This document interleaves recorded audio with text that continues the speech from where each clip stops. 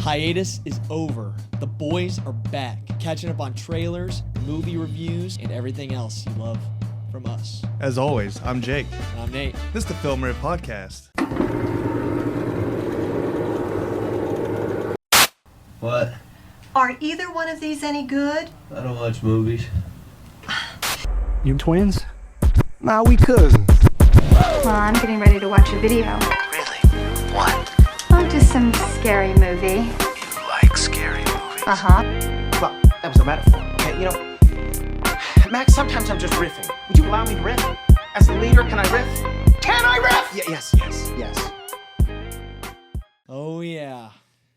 Wow, we literally came back and we said no more hiatuses. I know. And then we're off for 2 weeks. It's been busy.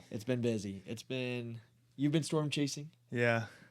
And you got like school stuff in the works? School stuff in the works. Back to school. Dang. I know. But quick summer, huh? Yeah, it would definitely be quick summer. But yeah, we will be catching up on The Mummy, which I saw. We'll do kind of a mini review for that. We both saw Hokum and Devil Wears Prada this past weekend. Yep. And you're also going to give us a little mini review on Busboys. Busboy, because it's been that long. It's since we did the pod. Yeah, Theo Von, David Spade comedy. Yeah. Yeah. But we had a lot of great trailers over the last couple weeks. One in particular that I'm very excited to get into here in a minute. But we'll start with some of the movie news that we have. Not much. But I don't know if you saw this. Apparently, they're working on a Django Unchained and Mask of Zorro team-up movie. Yeah, I heard rumblings. Might be the goofiest shit I've ever heard in my entire life. Yeah, I don't know. I don't know about that at all. That sounds terrible. Yeah, I who knows? Are people thirsty for more Django? Or even more Zorro? I don't think I've heard anybody in the last, I mean, people obviously love Django Unchained, but I don't think anybody's ever asked for a Django sequel. No. Yeah. I don't know. Is this technically a sequel, or is it just like its own little thing? I mean, probably its own little thing, but I mean, it obviously would exist in the same universe of both of these films. I'd be okay to see it out. I think they said that Quentin Tarantino would he gave his blessing and would be a producer on it or whatever. That's and I'm like, dude, this guy won't do anything but make another freaking movie, homie. Yeah, but that's easy though. You just put your money on it. You just pay. Guess, yeah. But yeah, it's like we don't need a Django Zorro movie. Like put your money behind maybe hiring some writers with you and cook up a good freaking 10th film, bro. I'm more okay with it being like a spinoff than I would be like a sequel, because the sequel kind of like hurts the legacy of the movie. Definitely does. Whereas this, it's like, okay, if it sucks, who gives a shit? Maybe it's interesting. Yeah, but if it's I mean, it's better than getting some other director doing another Django movie, you know? But at the same time, I'm like, do we need this? It just seems crazy. Like, who has talked about Zorro in the last 10, 20 years? Yeah, but you never know. Maybe we're like, oh shit, I've been sleeping on Zorro. Antonio Banderas and Jimmy Fox back. That's more of like a Hispanic vibe too, like an old. Yeah, it's a geezer Hispanic thing. So like, like we live in Oklahoma, like we're not around the crowd that's been crying for it. I guess we're on Twitter though, but I don't think he was the one who did it, but it's very Robert Rodriguez. Like the newer one. Yeah, the newer Zorro. Yeah, I remember watching the old ones, dude, with my grandma. Really? I watched the black and white ones. Oh yeah. Yeah. So I forget those are remakes. So when you bring this up, I'm kind of like the nostalgia's hit me. I'm like, I'm kind of okay with that. Is it? It's not Robert Rodriguez though who made the new ones, is it? Who made it? No, it was Martin Campbell who directed. Yeah, I don't know who made it. I never watched. I directed Casino Royale. Oh really? That sounds about right. That's sick. I never watched the movies. Oh, really? I just watched the TV show, like the black and white. That's all I've seen. Yeah, they're pretty good. It's like a fun action movie. Plus, like a Casino Royale movie, huh? But with a Spanish. Well, Casino Royale's a little bit. Obviously. It's on its own playing. But it's that same idea. Yeah, and you got Catherine Zeta-Jones. She's God. Oh, they're gonna have some Spanish baddies in it. You know? Dude, Penelope Cruz. You're like all the other ones. We're really scraping the bottom of the barrel now, huh? Oh, what? There's so many. I know. I feel like there's more baddie Latina actresses now than there were back in the day. That's what I'm saying. Yeah. That's true. That's true. Yeah, but don't want to harp on that one too long. It's kind of I feel like that's something that they're talking about. And it's like greenlit or whatever, but it's something that'll never happen. Yeah, I didn't. When I saw that, I kind of just like, There's like no way that happens. I feel like, dude, who knows? Studios get desperate. They just pull out all the IPs. Yeah. What if we do? We put Zoro with Django. Cracked out. And then Mario pops up out of the water. And then Godzilla saves the day. And then Kong's there. Too. Yeah. Just IP swap. Yeah. Checking the boxes. Yeah, but a little bit more highbrow news. Ari Aster's new film has a name, which I think it already did. But going by the name of Scapegoat at the moment. He'll probably change it up. He changed up the... Yeah, Eddington. Yeah, what was it? Like Nightmare or something? It was something Yeah. else. But officially casted is Scarlett Johansson. That's cool. Which is kind of wild to me. I get it. I mean, Scarlett Johansson's a fantastic actress, like very good. I just feel like she's kind of in this new era of trying to find what kind of actress she wants to be, I feel like. Because, she's coming off, like, the Marvel stuff for a decade. And, she obviously fit in a couple Oscar-nominated roles in there. But like, I don't know. She goes back to Jurassic World Rebirth. But then now she's doing a ton of indie stuff with, like, really good directors. And she's also in Matt Reeves' Batman Part 2. Robert Pattinson's kind of doing the same shit, right? Yeah, I guess he is going back and forth. Well, okay, you go back and forth because you go, obviously, I mean, the bags. One for me, one for you, two for me. Yeah, I mean, you can't turn down catch a generational money, wealth. You know what I mean? Yeah. Like, hey, we know this movie's not like the greatest legacy role to have. It's not going to cement you in history, but you're going to make like $100 million or whatever. Yeah. Oh, she definitely got a bag. Yeah, that's what I'm saying. So it's like you do that just because the money's so insane. Yeah. But then you do what you want to do when you can. That's fair. Yeah. Which is Ari Aster saying. Yeah, exactly. Yeah, that's pretty cool. Scapegoat, obviously, we were talking about this before we hopped on the pod, but I feel like that it's kind of giving, like maybe some sort of like corporate or political. Yeah, it could be anything. Yeah. That's exactly what I was thinking. Like some sort of, I feel like it'll be another kind of in the vein of Eddington, like social commentary. Yeah. That same vibe. Yeah. Which I don't know. I loved it, dude. That was like one of my favorite movies of last year. I know. I liked it a lot too. I think it's the most underrated movie last year. It's definitely in that ballpark for sure. I think it was incredible. And the more I think about it, I think it might be one of my favorite Ari Aster movies. Even above Hereditary. I know, it's crazy. Oof. I know. Yeah, I can't agree with that. But I get it. I can see why. I just think it's a great movie. He's very swings for the fences, bro. Yeah, it feels like he's kind of going for kind of like a Robert Altman type of vibe where he's doing like his fucked up nihilistic style, but kind of in the realm of like Nashville and like big movies like that are just kind of sprawling, lots of characters, have something to say about society. Yorgos Lanthimos does that too. But it's different. It's just his is very nihilistic. Different. But his is more focused. I think Ari Aster is with Eddington and Beau's Afraid. It's just gone very broad spectrum, trying to fit on a lot of themes, big, huge ideas, sprawling epics. I thought he nailed it though with Eddington. No, I'm not saying I'm not saying he's not nailing it. I'm just saying like it's in that realm of like the Robert Altman type of vibe, and it's like him mixing his like nihilism, like dark comedy with that. I don't know if it necessarily works 100% for me personally. Really? I do like it. Yeah. It's just not hitting as much as home for me as Hereditary or Midsommar. You just want a horror movie. You're like, all right. No, I don't need him to do horror. Which is okay. I don't need him to do horror. It'd be nice, right? If it would be nice to get another horror movie out of him. Yeah. But like, I don't want him to be stuck in the horror genre for the rest. It's like I like that he's being able to experiment and do everything he wants to do. It's sick. Yeah. I just like I need something. There's just something holding me back. Really? I'm like, I thought I need something a little bit more. Phenomenal, dude. Personally, but that's crazy. Yeah, but I'm a fan.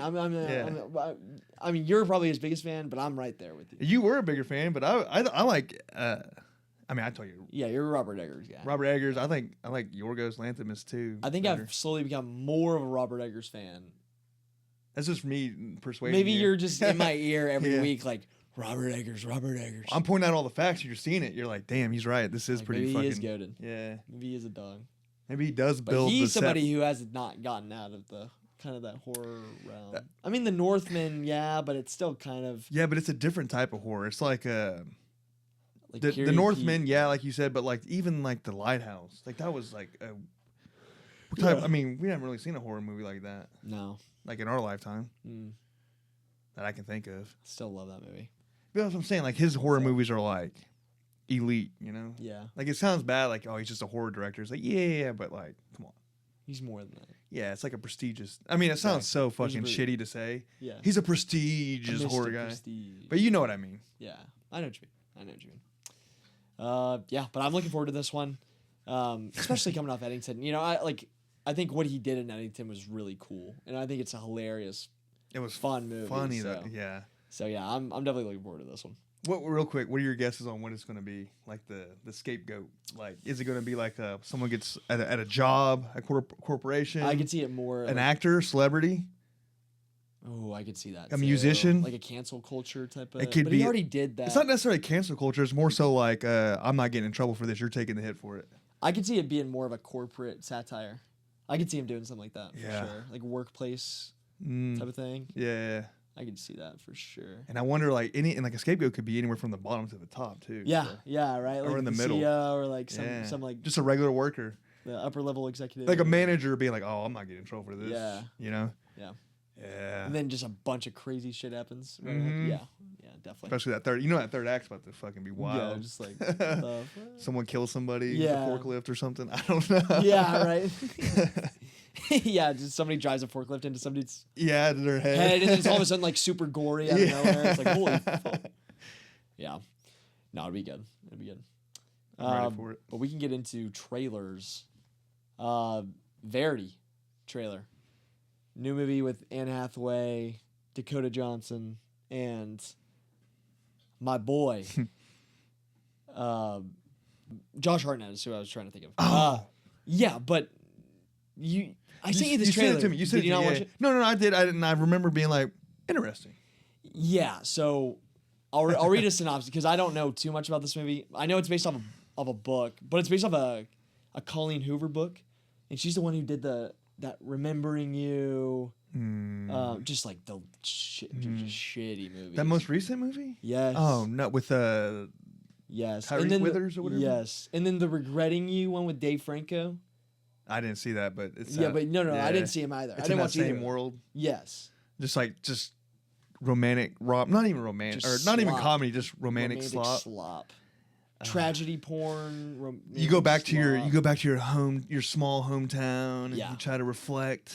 Yeah. And then you meet the guy who's best friends with the guy that you murdered on accident because you were drunk driving, but you have a kid together. And but this one is about a struggling writer hired to ghostwrite for the incapacitated best-selling Verity Crawford, who is Anne Hathaway, who's like in a wheelchair. Did you see in the trailer? Already, here we go. Yeah. Josh Hartnett plays the husband. Dakota Johnson plays the ghostwriter. But I'll be honest, compared to those last two movies, whenever I watched the trailers for those last two, you could tell. I was like, oh, this looks like shit. Yeah. This looks like shit, but like with a better cast, kind of like sexy, like it kind of gives me like a darker, sexier The Housemaid that from last year. Did you watch Housemaid? Did you end up watching it? I did finally get around to watching it. What'd you think? It was good. It was good. No, not good. It's not good. It's entertaining. The third act is pretty bad. It's very entertaining, but it's bad. It's bad. But it's like, whatever I was going with, it was like, it didn't live up to like, not that I'm like, lack of a better term, like gooning over Sydney Sweeney or anything. Oh, yeah. But like, it wasn't as sexy as I thought it was gonna be. Like how it was marketed. Like I feel like when they marketed that movie, they were like, oh yeah, this is like a sexy thriller. Yeah. Kind of, but it was like when you watch it, it's like, no, this chick's just insane, and Sydney Sweeney is like kind of crazy, like also kind of crazy. It's like, what's going on here? Yeah. Yeah, but this Verity movie looks like a sexy thriller. You're gonna get thrown out. You're gonna get tricked again, dude. I know, dude. They keep baiting me. Do you just baiting me? You're like a middle-aged like housewife, dude. You want like some erotic shit. You I know, want some dude, erotica. like, you were like, come on, please have sex in this. Night out with my girl. Yeah. I was like, Wuthering Heights. There wasn't enough nudity. No. Bro, every once in a while we need some smut, bro. We need some smut on the big screen. Sydney Sweeney's getting all that in Euphoria, huh?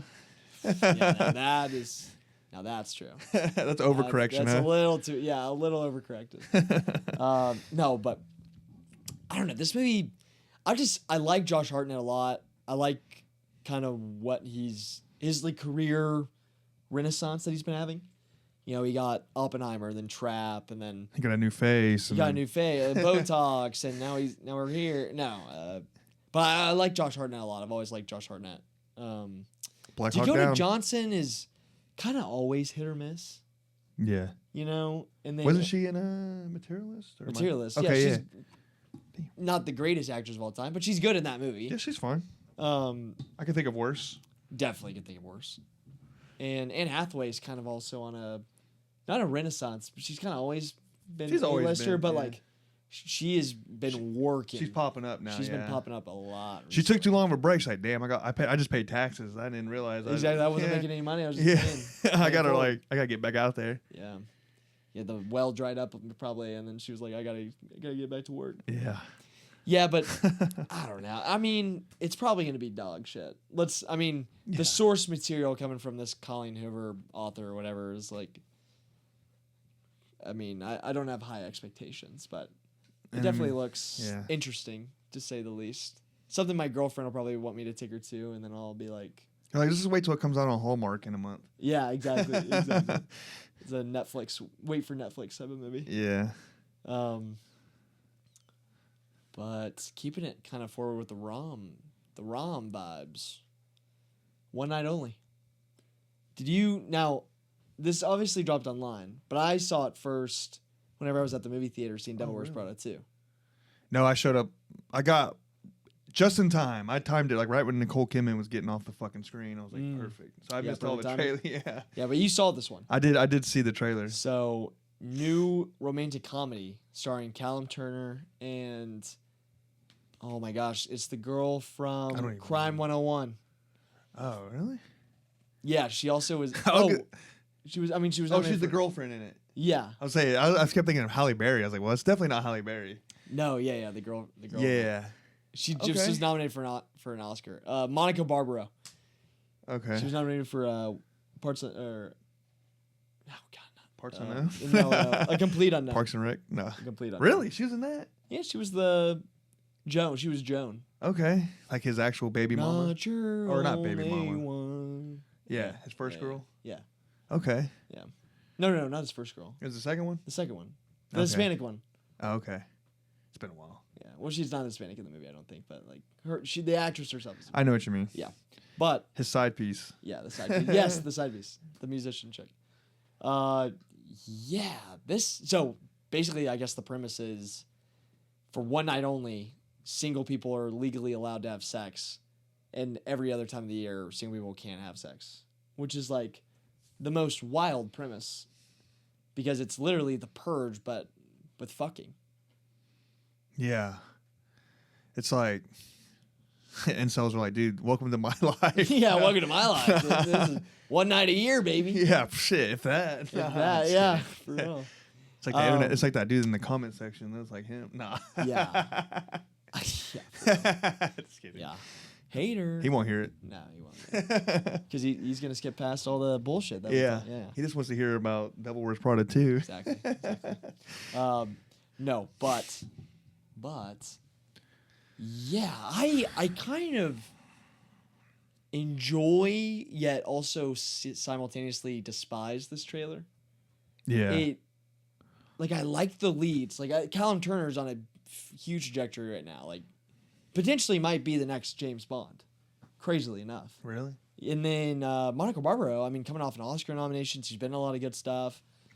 Kind of getting really popular. I mean, obviously, I think the next step for them is, yes, do a rom-com. But this looks kind of just really dumb. Tropey. It looks bad. Like on the visuals, like it doesn't look well shot. It's just like it's like someone had like an idea for a movie and they're like, all right, I have an idea, but I suck at writing, so let's just make it a rom-com so I can have all the excuses for it to suck. Yeah. You know what I mean? Yeah, dude. It's just, I don't know. It just looks kind of bland and bad. Like the premise is like Purge, but like but it's like I mean, it's kind of an interesting premise. It's just it sounds like something a kid could come up with, like, dude, the Purge, but like sex. Yeah, yeah. It's like everybody's one night only. Instead of everybody murdering each other, everybody's just horny as shit. I do see what you're saying though. It's interesting because you just want to see like how it's going to play out in the movie. Like, are people just going to be like fucking in the streets? Obviously, they kind of hint towards that, don't they? Yeah, they do. Yeah. But like, you know what I mean? Like what's it up like the day before that? Is everyone just like, ooh, I'm not jacking off for a week. I'm getting ready for this one. You know? Yeah. I don't know. I don't think it'll be like I think it'll be trying to have like some sort of commentary on like dating in the modern world and like how we value sex as like women and men, like different perspectives on it. Like it'll try to have commentary on that, but I see it being like probably surface level and very like not doing anything new. It's like we've seen 3 movies like that in the last year. Yeah. You know, they're all probably better than this is going to be. So it's like, come on, man. Yeah. I don't know. I mean, I would go see this, but I don't have high expectations at all for it. Yeah, I think I'm out on that one. It doesn't really. Yeah. When does it even come out? Is it this year? Like soon? Yeah. Like soon, huh? It's this year? I think it's this summer. Yeah, that summer's going to be crazy. Right? Yeah, I'll probably premiere alongside like one of the juggernauts this summer, and then we're just I know we got Odyssey, got Steven Spielberg. I have it right here. August 7th. Okay, that makes sense. That might actually be a little dead period right after the summer. Yeah, but it might be like, whoa, I need a break. I just watched like all this crazy shit. Yeah. Yeah. Come here, Joseph. Yeah, but that's all we got for that one. And moving into my favorite trailer of the last 2 weeks. Something that I've been glazing probably since we started the pod. And I'm the biggest fan of this franchise. Not movie franchise, video game franchise. Resident Evil from Zach Kreger, starring Austin Abrams. Holy. We talked about it on our last episode because they showed the trailer at CinemaCon. We kind of had a little rumblings of what the community was thinking about once they saw the trailer, like the reactions. Mm-hmm. But then they dropped it, and it was even better than I could have ever hoped for. They look great. I loved this good. trailer, dude. It's tense. It's like terrifying. It doesn't just do zombies. It's like making the T virus look insane with like all these different like just mutated humans and creatures, and like the zombies are fast, falling off that roof, just splatting everywhere, dude. Oh my god, dude. Did you see the? I think I sent it to you. It's like they talked about like what it's like about and all that, like the in-depth stuff about it. Yeah. Like he's like there's going to be like weapon progression. Yes. It's like a video game. Yeah. There's going to be shots from like the shoulder, like you're in the game. Which he did really well in Barbarian on the over-the-shoulder shots or the first-person POVs. Very cool shots. And I like if he does that in the video game style or like in video game adaptation, I think that'd be sick. There was like a lot of like just video game stuff to it. Like I can't remember everything. Yeah, he was saying health and shit like that. or he was saying he finds like a shotgun, but then you don't have the bullets. You gotta find the bullets, but then the bullets are encased in this like door with a lock like on it. So you gotta find the key, and the key's on this body, and and it's set in my favorite Resident Evil, which Resident is 2. Evil 2. Yeah. Yeah. So it's in Raccoon City during the outbreak, And we know from the video games, like, that's when Leon's at the police station, like, all that stuff's happening. But you got Austin Abrams, who is a medical carrier, like, trying to deliver something to a hospital. So, you know, he's trying to deliver this thing. So he has a goal, but then he's doing it in the midst of this outbreak. So he's going through this progression into hell. So what I'm trying to think is this all like happening like in real time? Like what Yes. the fuck, zombies? I think it's supposed to the way like all the stuff we've heard before this trailer is that Zach Cregger's like it's like a full like real time event. Like it's like they're not used to zombies. Like they haven't lived in a world where zombies existed yet, right? Oh, okay. So you're on a different thing. Wait, what do you mean? Okay, so like like okay, in Marvel movies, everyone knows like there's like super like villains that exist, right? But in Resident Evil, it's so much has happened that everyone knows like okay, zombies are real. We live amongst them. No. Well, Raccoon City's like the first outbreak of zombies. I know. I just didn't know. I can't remember the second one because the first one, Resident Evil 1. Well, that all takes place in the mansion. And they kind of like keep it contained, right? Yeah. Okay. And then the second one, I didn't know if it was happening like he's witnessing the first event or if this has been going on for like a while now. And no. This is like the first outbreak. I didn't know. Been a while since you played the second game. Well, I just didn't know like what he like where like in the time frame is it at. I didn't know if he was delivering something important to like helping the like get rid of the zombies. Or okay, I see what you're saying. Or if this is like, oh shit, what the hell's happening? No, I think what I would expect it to be is he's probably delivering something to like Umbrella or like some Umbrella Corp like thing, and he just like is just like, oh, just delivering a package, but it turns out it'll be something pretty massive. Okay.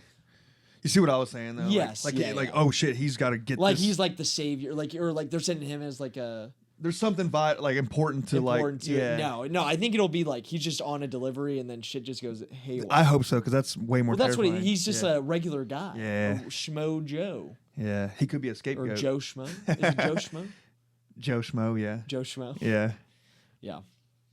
Dude, I just thought the visuals looked insane. It looks so well shot. Yeah, it did. The horror, like I think it's actually gonna be fucking scary. I like just how it just had that like the house. Yeah, like the porch. And the legs and arms. No, it was just like the porch. It was like at nighttime. It just showed just that shot looked like eerie. Yeah, dude. It really feels more like Barbarian than it does Weapons, which I like in terms of like what he's gonna do with like stylistically. Yeah, you know, because he kind of does that same thing in Barbarian. It's like the Airbnb. You pull up to the Airbnb. It's like terrifying. Just shots of the porch. I'm kind of like I see both in there. No, definitely. Like Weapons prepared him for like making something I think a little bit more prestigious. Yeah. You know, in terms of like Resident Evil prestigious. No, but like in terms of filmmaking. Yeah, I know what you meant. So it's like, how do you take kind of those sentiments and qualities and inject them into a video game adaptation? I think this has. I might be glazing the hell out of this movie, and it's my number one anticipated for the year. But I think this has potential to be like one of the best video game movies of all time. I mean, I can't. What's number one right now? I mean, I'd have to pull up. I'm trying to think what comes. I'm blanking. Like an actual movie. That's a good video game adaptation. Yeah. I mean, not a series. There's Tomb Raider. Last of Us season 1. No, that's a good one. No, I said it could be series. Yeah, like an actual movie. Like there's. Right, hold on. Mario? There's definitely some Mario. Yeah, Super Mario. Yeah. Tomb Raider. Minecraft movie. Yeah, the OG Tomb Raiders. Mortal Kombat. That's what it's competing against. Mortal Kombat and. I mean, yeah, I'm looking. It's not great. There's got to be one. I can't think of any. I mean, I guess you know what? We can go ahead and say this movie is going to be the best video game adaptation. I think it could be. The trailer alone beats Mortal Kombat 2.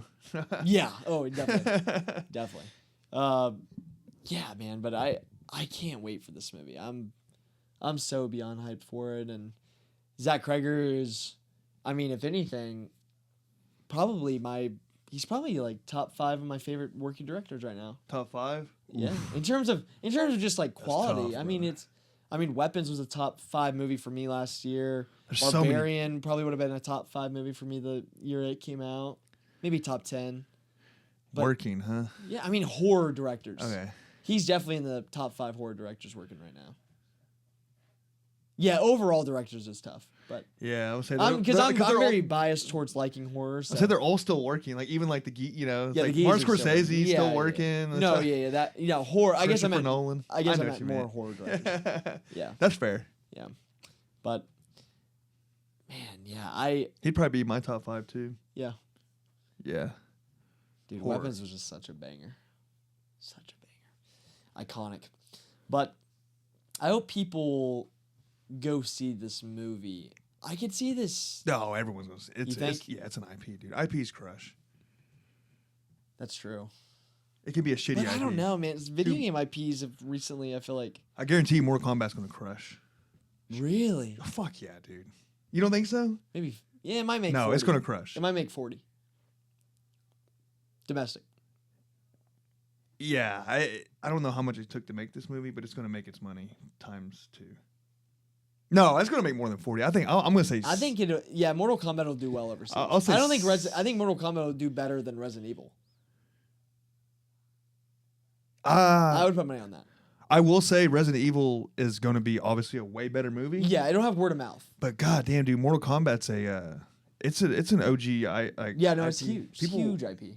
Yeah, I can really see Mortal Kombat being big, like 60 to 70 million opening weekend. I could too. It's weird that it's on Mother's Day weekend. It should be like a Father's Day thing. Yeah. That's going to hurt it. Moms ain't going to want to see that shit on Mother's Day. Ain't no mom want to see Mortal Kombat. No. Unless she's dope as hell. Yeah, unless she's cool. I play, this is a little, side note. I go to my girlfriend's parents for breakfast every Sunday morning. Her mom is like a big Mortal Kombat fan. Really? And so I'll sit on the couch with her mom and play Mortal Kombat sometimes. What? Yeah. For an hour. Which one? What do you mean? Like which Mortal Kombat? The very new. Oh, really? Those are good. They're good. Yeah. Damn, that's badass. I know. She's over there fatality in your ass. No, she's fucking good. She's like ripping your head out. Like, she beats me every once in a while. I'm like, shit. Damn. I'm over here sweating. I suck at those games, dude. I'm just button smashing. I'm bad with combos. It's all combos too. Yeah. Like in button combos. You just gotta study them. I never owned a Mortal Kombat game, so I never. They used to be different. Yeah. There was one where it was actual you were Sub-Zero and you're kind of just going around. It was pretty cool. It's that's cool. It had a story. Kinda, yeah. And you would run and climb up the village, and then once you get to this new village, you would enter and then it would be the fighting shit. But it was it was cool. And then I can go on and on about it, but yeah. It's great. Now Mortal Kombat's cool. It's just cool. The game was just cool. You know what I mean? Finish him. Yeah.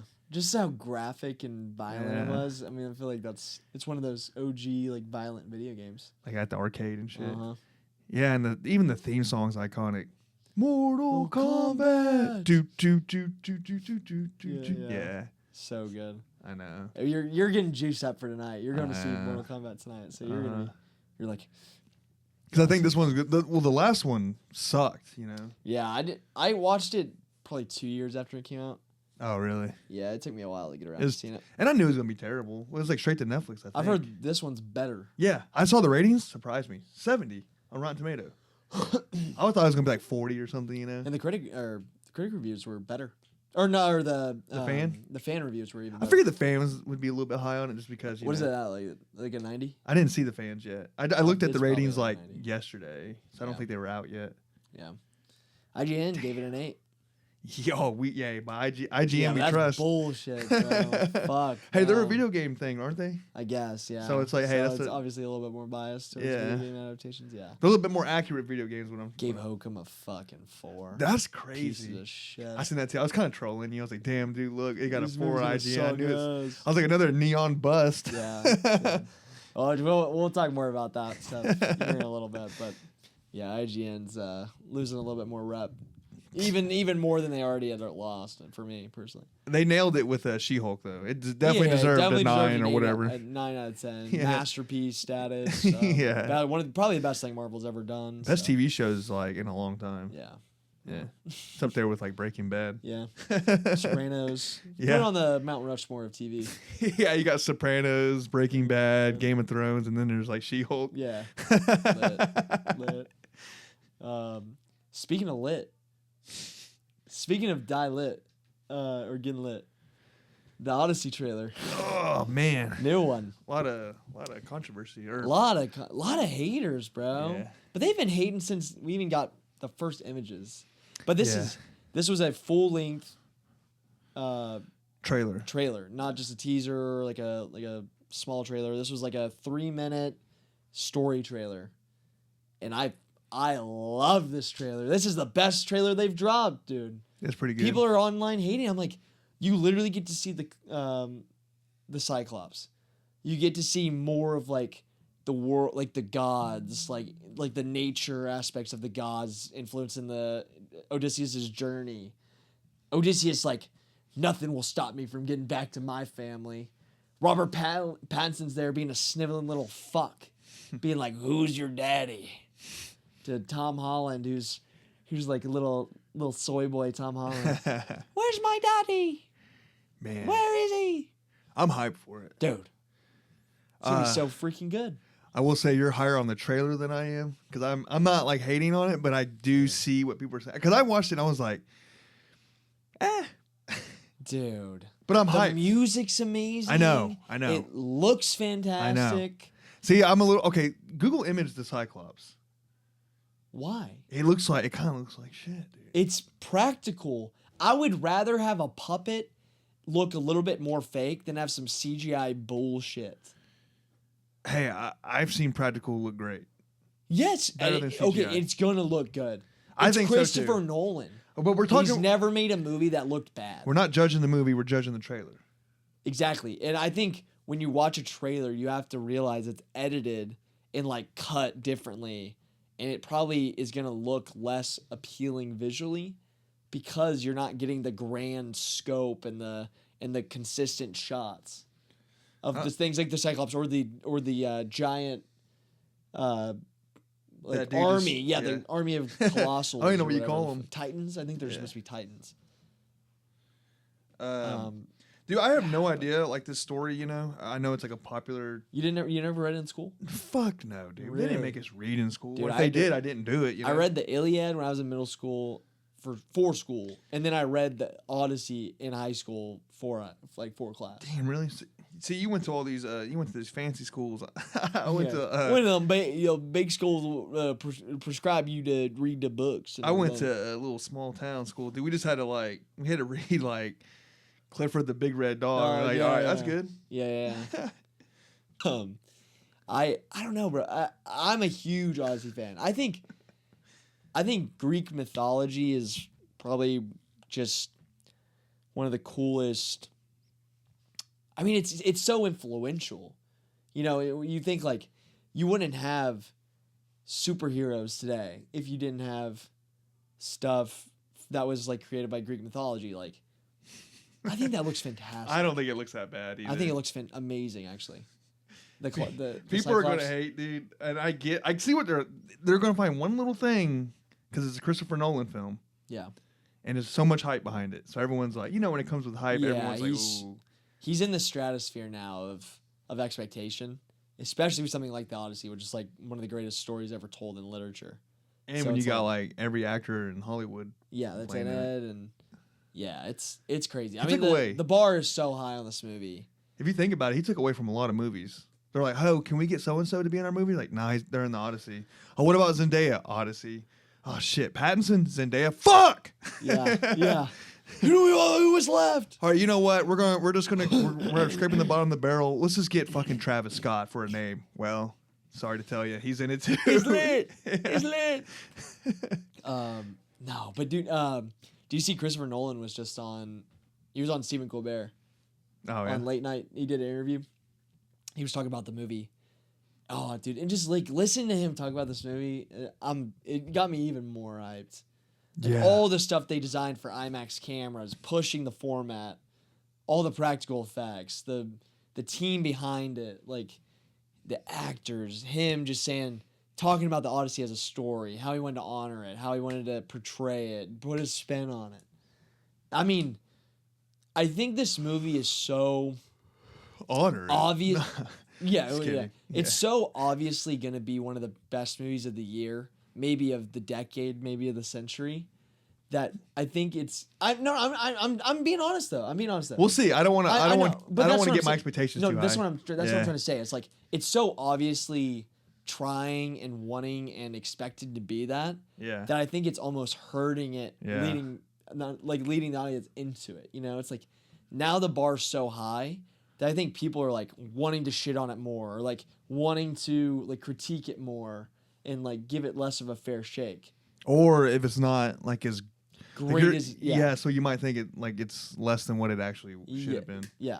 Like this wasn't a 10, this movie sucked. Yeah. When in reality it's like, dude, it's at least an 8. Yeah, right? No, exactly. You know what I mean? Yeah. It's like, but you're gonna think it sucked. Yeah. People are. I'm not saying. But I still think it's gonna be incredible. I do too. Like, there's no doubt in my mind that Christopher Nolan's not gonna deliver on this. Yeah. Will it be everybody's favorite Christopher Nolan movie? Probably not. Maybe not. I don't know. But will it be an amazing film? Yes. Will it be approaching potentially, hopefully, a masterpiece? Yes. Sky's the limit. Sky is the limit. Sky is the limit. Sky's the limit with this one. Yeah. Yeah, I don't know when I want to see it. I'm nervous. I just one of those movies where, like, man, I'm afraid.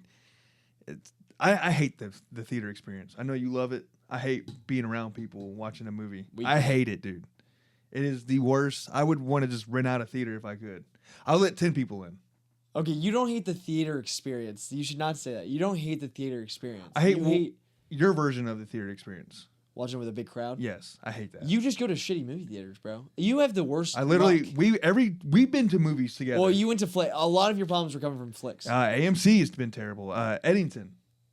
We saw Eddington at that fucking one theater. But it's not that bad. It's a funny story, and it didn't take away from the movie. It's the fact that people are talking and on their phone. Yeah, but that's okay. You can't. I'm not gonna. You can justify it all you want. I don't give a shit if I was watching. But there's a feeling Minecraft. of being in a crowd watching a movie that's the theater experience. That augments film. Like it gives different films different life because you're interacting and like it's a communal experience. That's what theater is for. That's what it's built to be. That's what it stands on the shoulders of. Well, then I don't like that. Then I don't like the theater experience.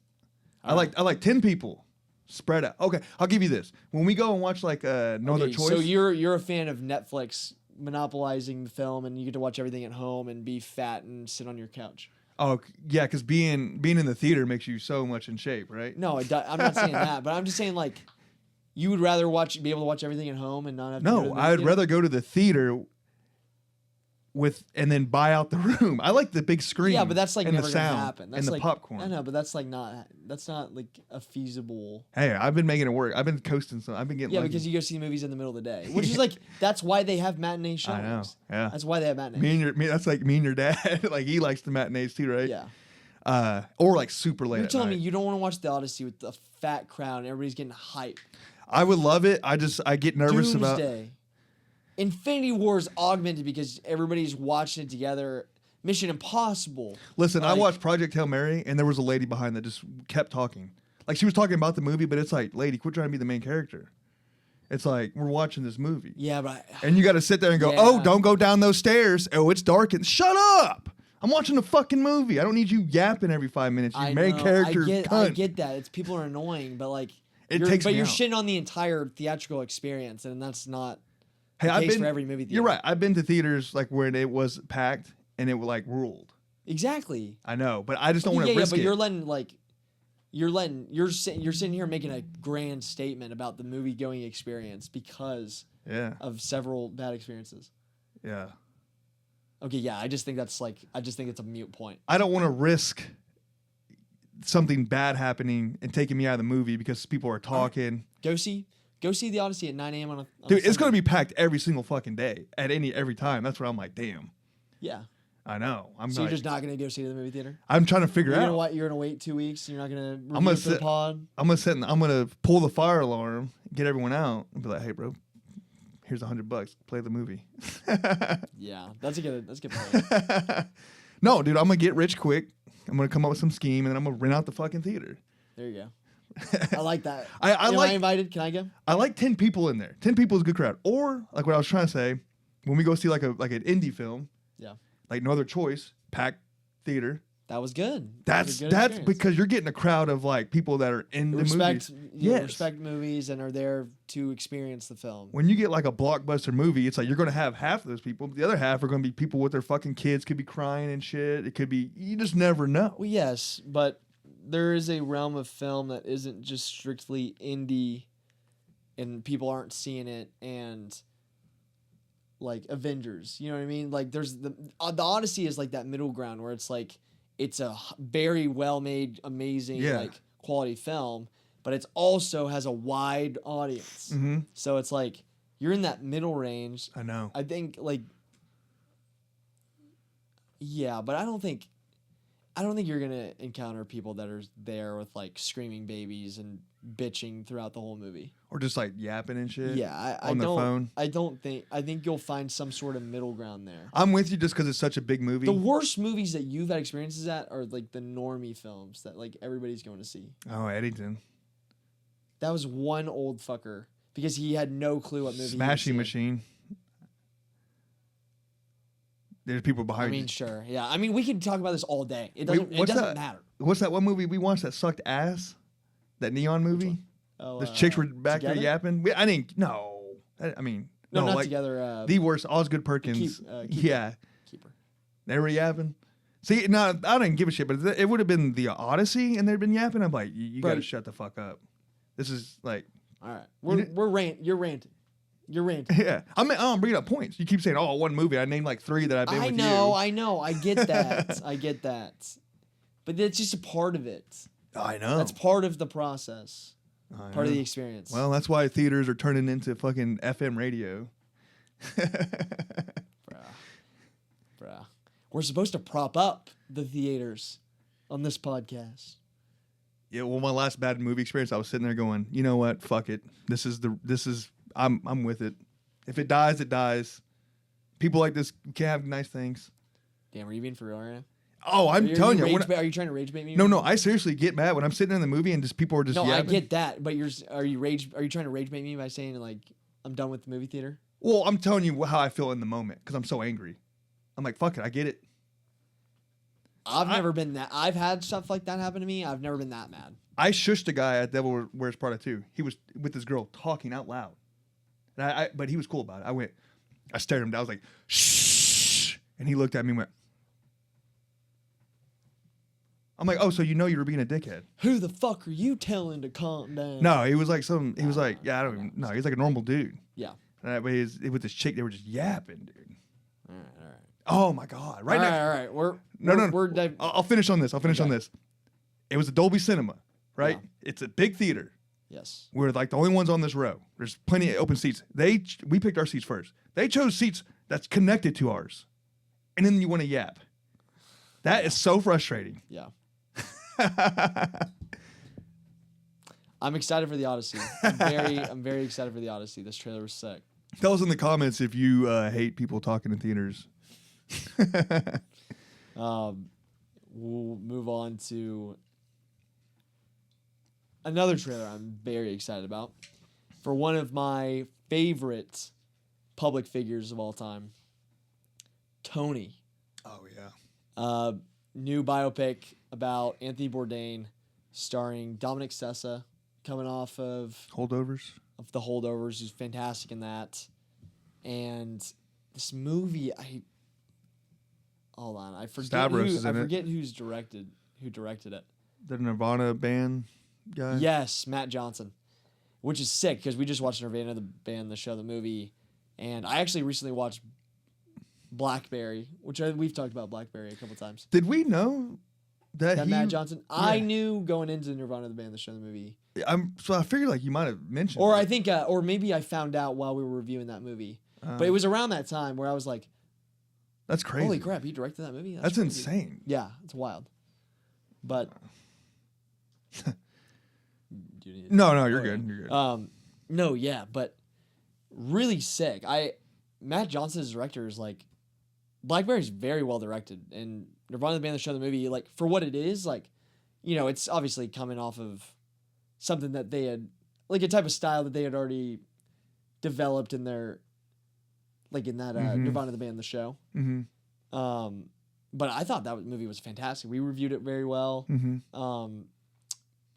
But the fact that he's doing a biopic for Anthony Bourdain, which is like a type of character that deserves, or a type of public figure that deserves kind of a unique, stylistic biopic, something that's kind of not just like a Michael. Yeah. Like in comparison to something like a Michael or like a Bohemian Rhapsody. Yeah. It's like, it's something that I think looks from the trailer like it has some heart. It's like a social network, like a BlackBerry. Like it's coming from a genuine place. Like it has something to say. It has something to say about the persona of Anthony Bourdain. And obviously it probably isn't going to cover a lot of like his, you know, struggles with depression or like other things like that. But there's so much to pull from with Anthony Bourdain because it's like you have Kitchen Confidential, which is a great book.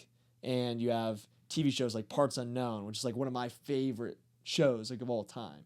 And it's like, it's just I don't know, dude. Anthony Bourdain's just such a complex, cool, like fucking badass person. He did jujitsu too. Like he would show up to tournaments. Yeah. Like, dude, he's just one of the all timers, bro. Like he was real close with Joe Rogan too. Yeah, that's crazy. Crazy. I mean, he's close with a ton of I mean, he's just. I think him and Joe were like this. Like it fucked Joe up when he passed away. Yeah, when he died. Yeah. Like he died.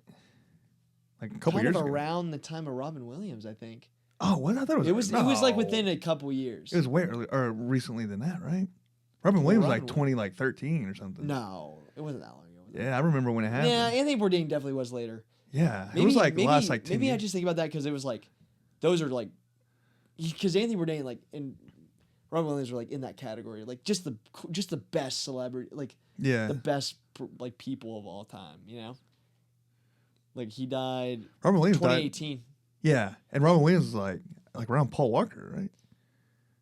I want to say 13. 14. Yeah, I was close. Yeah, so Anthony Bourdain was 4 years later. Yeah, but I actually, it's crazy. I knew Anthony Bourdain before he died because I watched Parts Unknown a lot, like on TV. Yeah. But I didn't. I read Kitchen Confidential later on, and I was like, I fell even more like in love with like his just outlook on life and his, you know, the way you should live your life, the way you should view food, the way you should view travel. His favorite food is just like a fucking like a street taco or something like that, right? I think it was something like that. Yeah, it's like something. Yeah, just like something basic. Oh, dude, he has that quote. It's like, or not. I mean, he has a ton of great quotes, but one of my favorite things he ever said was like his hangover cure. It's like spicy pad thai with a Diet Coke and a joint or something. It's like that's like his hangover cure. I'm like, dude, that's just the most like down to earth, like cool shit. It's like Anthony Bourdain traveling to all these different countries, wakes up hungover as shit after a night out. He's just like smoking a cigarette, drinking a fucking black coffee, and just eating some spicy Thai food. It's lit, bro. Yeah, he's a cool dude. Or some. Oh no, Szechuan. That's what it was. It was like spicy Szechuan. Oh, you know what that is? It was just like some Chinese takeout. Yeah. Yeah, he's a interesting cat. Yeah. And it's A24 movie, Yeah. so you know it's not going to be like complete unknown, or it's just like No, the tropey fucking shitty. Exactly. You know what I mean? Mm-hmm. This is like you said, Michael. It's gonna be like you know, good. Yeah. And Dominic Sessa is a great actor, and I like, you know, watching him in the trailer, he's not. It doesn't really feel like he's trying to be Anthony Bourdain, you know? Like, it's kind of almost like, it kind of reminded me of, I actually just recently rewatched Social Network. It's like, Jesse Eisenberg is making, like, he's playing Mark Zuckerberg, but he's making him also, like, a character in the film. It's like, he's not doing it like an impersonation of Mark Zuckerberg. He's, like, just acting, like, he's acting and, like, creating a performance. It's like, that's kind of the same vibe I'm getting from. Now, I don't think this movie will be as good or anywhere near as good as Social Network, but Really? I think Social Network is top 10 greatest films like of this like. Yeah, you and everyone else, century, dude. bro. That's like the I don't see. It's a great movie, but damn, everyone's like, this is the best movie of all time. Like, damn, what the fuck? It's incredible. We can. I mean, if you want me to give my opinion on it right now, I could tell you like 3 biopics that came out in that same time frame that's better than that. Okay, what? Oh, I say time frame. That's not true. I was gonna say I don't know. Fucking since the 90s. Since 2000. Ah, damn it. I was gonna say Goodfellas. That's a biopic. It's not even a biopic. It is 100% a biopic. It's not a straight biopic. Oh, it gets considered one. It does not. It's never ever talked about in the realm of biopic. Yeah, it's because people don't know what they're talking about. It's not a biopic. You Googling it? No, it's okay. Wolf of Wall Street's better than that. I don't think so. All right, well. I think Social Network is a more important film. Oh, important, dude. Are you serious? It's not important, yeah, but I mean, that's like, okay. Cool. It has something to say about, like, the world that we live in. It's more important now of a film than it was when it came out. I meant, like, if you're judging it off importance, I guess. Well, I also think it's a perfect movie. I think it's literally a 10 out of 10 film. Do you mean to tell me it's not important knowing that some dude's living like a baller? It's a perfect script. It's got a perfect score, perfect lead performances, perfect direction. I need to rewatch it. I haven't watched it since I was like... To me, I think Social Network is a 10 out of 10 movie. Damn, a biopic 10 out of 10. That's crazy. Yeah. I don't know. I just think it's so like putting a biopic number 1, like the best movie. I'm not putting it number 1. It's not my favorite movie of the century. It's top 10 though. I would say. I need to rewatch it. Even if it's not in your top 10 favorite movies of the century. Yeah. I think it's top 10 most important films of the century. Oh, okay. Well, that's a whole different thing. Like Oppenheimer would be in that as well. I would say. Okay. Because it has it's something to say. Like it has something to say that's bigger than just a film. Like it has commentary on the development of the world. Yeah. No, if you're talking about like importance, yeah, I can see that. Yeah. A lot of biopics then, I guess. I guess Oppenheimer. It'd all be biopics. No, that's not true. It's definitely not all biopic. I mean, music biopics have nothing like what music biopic is Elvis. No. The movie sucked, but you're wrong because it did. It showed like the time frame of like you would go to jail for swinging your hips, and then how it changed and how he kind of like evolved past that. You know what I mean?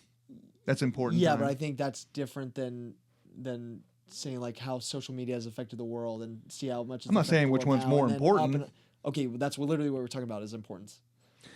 One could still be more important, but this could still be important. Freedom of speech. I know. I'm not saying it's not important at all. I'm just saying it's not in that. It's not in that category. People dancing, swinging their hips is different than nuclear holocaust. Yeah, but that's still like a big importance of the world during that time. You're just trying to make this point because you. No, it's true. I mean, I don't understand how you freedom think of speech. Elvis deserves to be in the realm of social. I think freedom of speech is like clearly important. I think you're freedom of speech. Yeah, it's like the most important thing. I don't think America. Elvis had. All right. Yeah, but you're talking about the importance of it. Bro, you're on a roll today. Well, social media or social networks not all about. It was about a lot of it. It has to do with like how he got it and came up with it. It wasn't like all about. I think it's changing more, the world. I think social network is more about capitalism, the American dream, than it is about Facebook. And the development of technology and social media. Yeah. And power figures and figureheads of corporations and CEOs. You're right. Yeah, and Elvis, to your point, it wasn't all about like him being able to say what he wanted to say. It was just a part of the movie. Yeah. Yeah.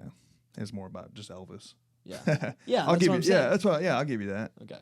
Yeah. But Tony, I think it looks very good. Zero importance. Zero importance. No. Yeah. No. Yeah. So it's like don't expect it to be anything like that. But I hope it's a good biopic that does Anthony Bourdain justice. Yeah. That like it has to, captures right? his essence.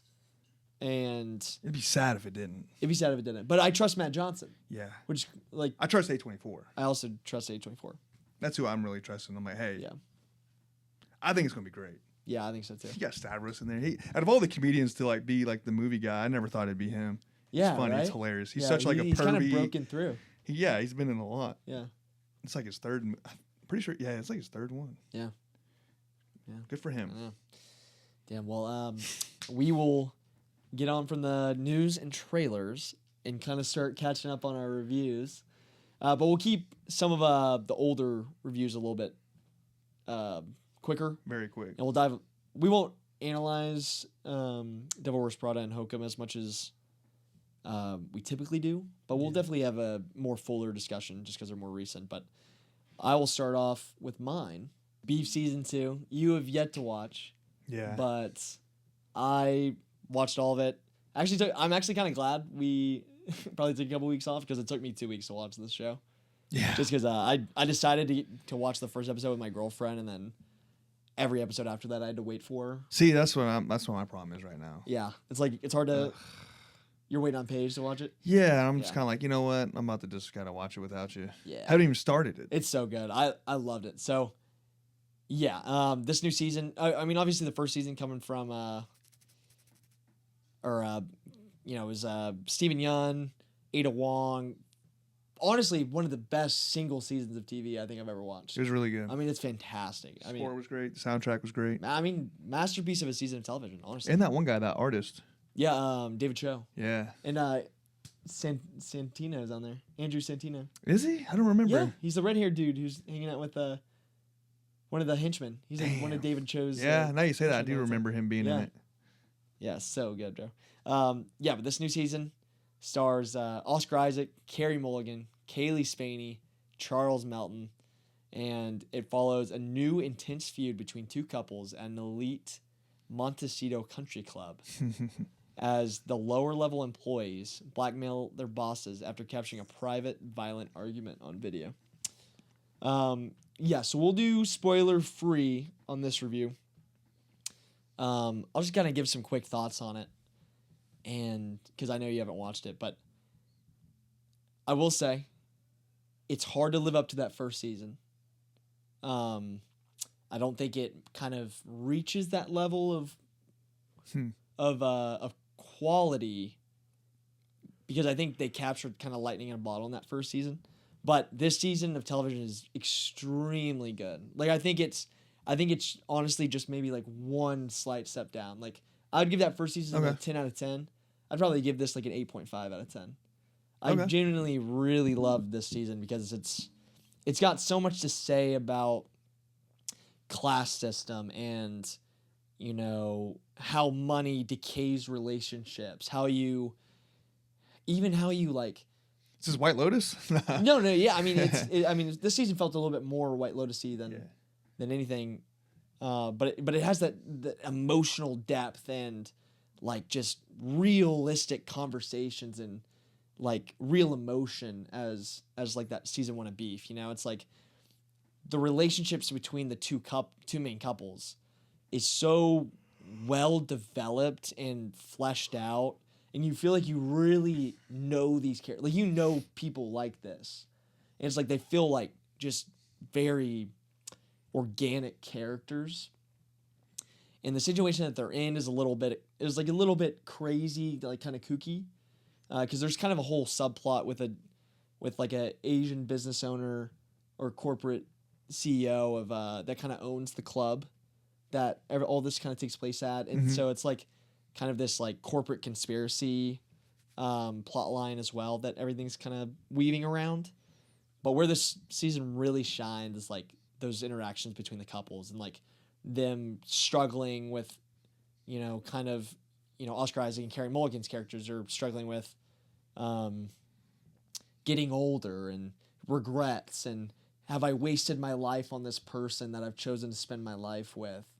Have we done everything that we wanted to do? We've lost who we are. Are we still individuals or are we just a couple?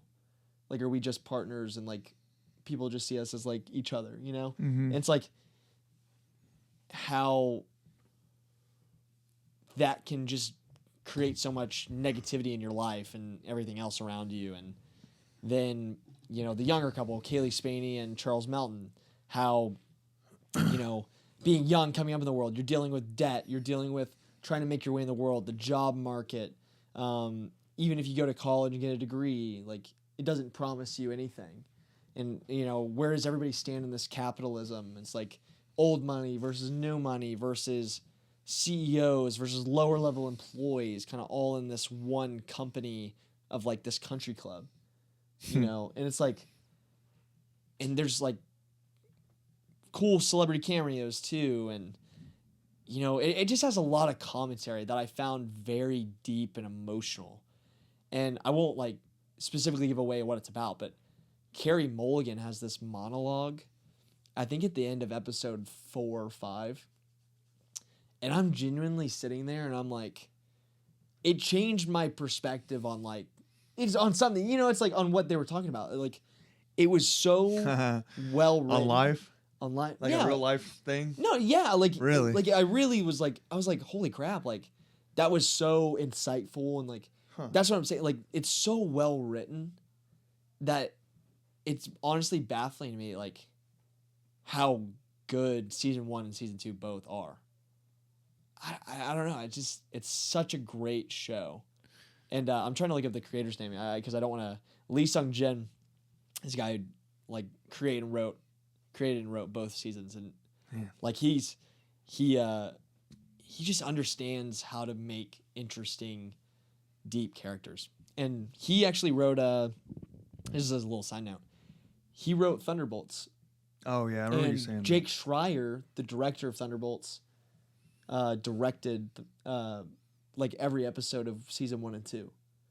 So the team behind them making Thunderbolts, I think that's why people connected with Thunderbolts. Like, it had like some deeper themes in it for a Marvel movie. Obviously nothing compared to Beef, but like, it had some deeper themes that people could really connect with. It was just cool too. Yeah, it was just all around cool. Just well written, cool character. Yeah. So, it kind of a testament to their talent to be able to like translate that over to something like Marvel, and then make something really good, and then come back to Beef and make a second season that's and develop kind of a new anthology series like White Lotus, or kind of the pinnacle of what it used to be like American Horror Story. It's like every season's something new. But yeah, man, I 100% recommend you guys watch this this season. You especially need to watch it because I think you'll like it. Is he Korean or Japanese? He's Korean. Dude, Koreans love talking about social economic differences. Yeah, class structure. They love it, dude. Yeah. I guess this is where you come up in that culture. Maybe it's like, right. It's like very. Well, that's something that stuck there. Yeah, I mean, if we're talking about like the pantheon of class system struggles and talking about that, you got to bring up Parasite and like Bong Joon-ho. Like, I think in Korea, kind of the vibe, especially from Parasite, is like it's much more apparent there than it is here. We're kind of like stuck too, right? Yeah. Yeah, it's like they don't really have capitalism, do they? Your momentum of like class movement is like so. Like if you're born this way, you're stuck this way. Yeah. Versus like in America, it's like so much different. Yeah. What was the one we just watched? No Other Choice was like that. Yes. Damn, there's another one. Oh, I guess this guy is what I'm thinking of. Yeah. It's like, damn, they kind of like they rock in that world, huh? Yeah. Mickey 17 was kind of like that in a way. A little bit, yeah. Yeah. Exactly. Yeah, dude. So, I love this season. It has kind of another layer for me too, because I worked at a country club. It's kind of crazy. Like, I worked at a country club for 4 summers in a row, like through high school, college, and it's like just seeing how like these like rich fucks like interact with each other and interact with the staff. I was like, dude, I know exactly like how, dude. I live that shit, man. And, like, it's you were the bar girl or the bar cart, Yeah, the girl that comes up to the cart. Yeah. No, that's not what I did. But like I did something adjacent to that. You were like a bartender, right? Kind of. I did the diner. I worked at the pool diner at the pool, and then also at the bar. Would you get catcalled? They're like, "Woo!" I definitely got hit on a lot by like older ladies. Oh, really? Oh, yeah, definitely. Like, come here, young man. Come here, handsome boy. Yeah, the older I got while I was working there, it definitely stacked. Really? Yeah, definitely. You feel like a badass. So that boosted your confidence. I'm him, bro. No, but yeah, definitely get around to watch this one, please. Yeah, I need to. It's one of those I forget too. I'm like, I need to finish Invincible. I need to finish Euphoria, and then I'm like, fuck, I forgot about Beef. Mm-hmm. Yeah. And I guess we'll go ahead and kind of talk about this right now. So we'll probably not review anything this week on TV, but I'm watching The Boys right now. Is this still going? Yeah. I keep thinking it's like, oh, this is the last week. I'm ready to see like how it ends. Yeah. Like here, It still keeps going. Yeah. No, it's 8 episodes. So Okay. It's the same length of season as Invincible. What week is it now? It's Once like 6. episode 6 just aired. Okay. This last on Wednesday or Thursday, maybe yesterday. But yeah, I'm watching that. Good season so far. We're both watching Euphoria. Are you caught up on Euphoria? No. Yeah. So once you get caught up on Euphoria, we'll probably try to review that next week. Yeah.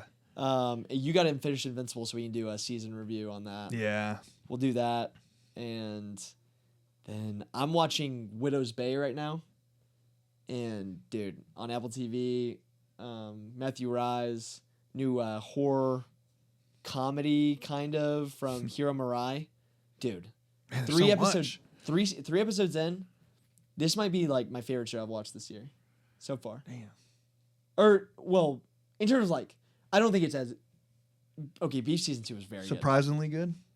Yeah, Beef season 2 was very good. No, this was like surprisingly good. Like Yeah. I'm shocked by how amazing this show is. In terms of like, because I'm a horror guy. Yeah. And it's like, it kind of feels like Twin Peaks vibe a little bit. Like all the like wacky, like small town characters that are in it. And like all the rumblings of like what's going on in this town.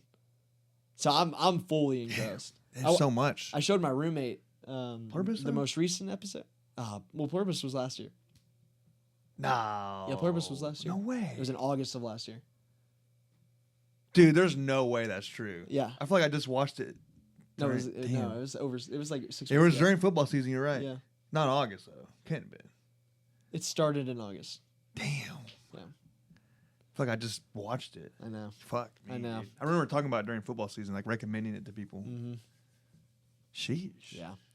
Yeah, but Widow's Bay, dude, check it out. You have too much. If you are looking for something Fuck, like good horror show to watch, check it out because I highly recommend it so far. I showed my roommate the 3rd episode, and he was like, "Dude, that was crazy. I got to start watching this." He's like, "I got to catch up and watch this every week. This is so good." What is it? Yeah. Widow's Peak? No, I'm just kidding. Widow's Bay? Widow's Bay. Widow's Bay. Also, there's an Apple TV show I've been wanting to watch. That girl has money problems or whatever. Yeah, Margot's got money problems. Yeah. Yeah, that looks good. Apple TV's dropping a lot of stuff recently that I like. That's intriguing me. Widow's Bay kind of because I'm also having trouble keeping up with TV shows right now. But Widow's Bay is the one I've like latched onto. I'll probably get around to watching the other stuff this summer. Is it all? Did it all come out like at once? No. Oh, it's HBO, right?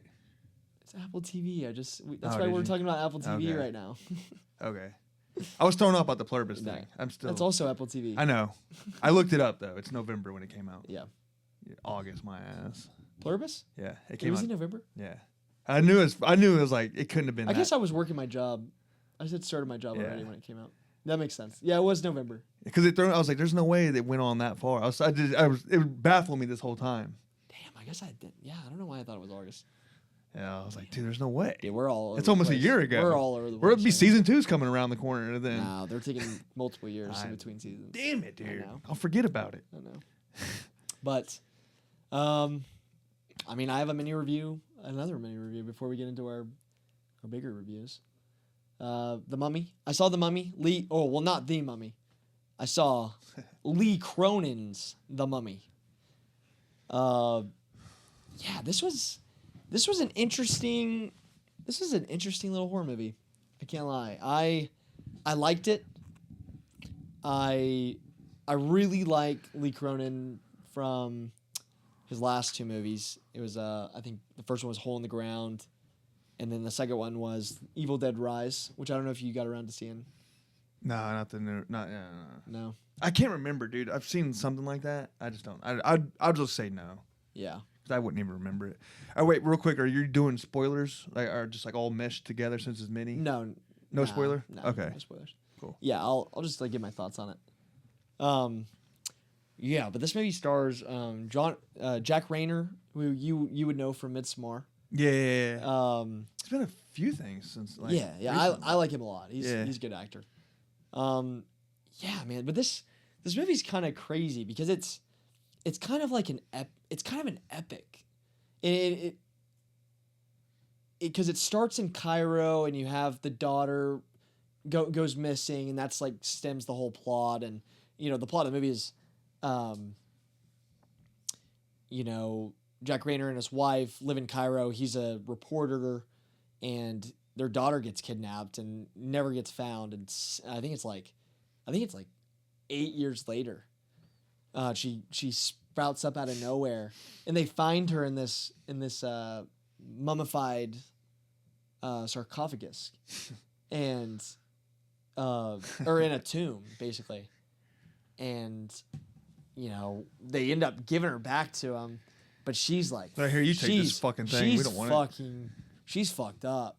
Like, so she's not died. Like she's not like dead. Well, that's we don't really know in the movie. But is it not okay? I got some questions just from the trailer. Does it not like? Is she not like dead? Like obviously. Like no, they think she's just like she hasn't seen sunlight in 8 years, and she's like all decrepit, and she's like been kept in this in this tomb for so long. See, that was always throwing me off. I'm like, she's clearly dead, right?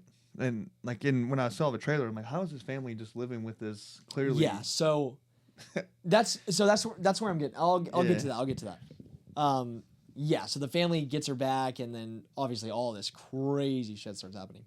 So this movie is kind of a weird amalgamation of like, it wants to be The Exorcist, where it's like this kind of epic, grand horror film, but it's also a mummy movie, but it's also a demon film, like an evil. It's more Evil Dead than it is Mummy. Because as the demon or what she's possessed by gets more and more revealed and kind of like revealed itself to the family, it feels like I'm watching an Evil Dead movie with sand. You know what I mean? Like it's like, but it has like kind of all that mummy lore, like set in Cairo, Egypt, and it's like, and it's really cool. Like I think this movie's badass. I think it's really well directed and cool, and it's kind of wacky, and the vibe that I get is like it's like Sam Raimi meets I mean, it's just, well, not really meets anything. It's just very Sam Raimi coded. Really? And I kind of like that because I like and we've talked about this before. Like I think Sam Raimi's style of horror is like wacky, crazy, kind of funny at times, but it's also horrifying and disgusting and campy. And this movie leans into that. And you can tell Lee Cronin's like very inspired by Evil Dead. He made an Evil Dead movie.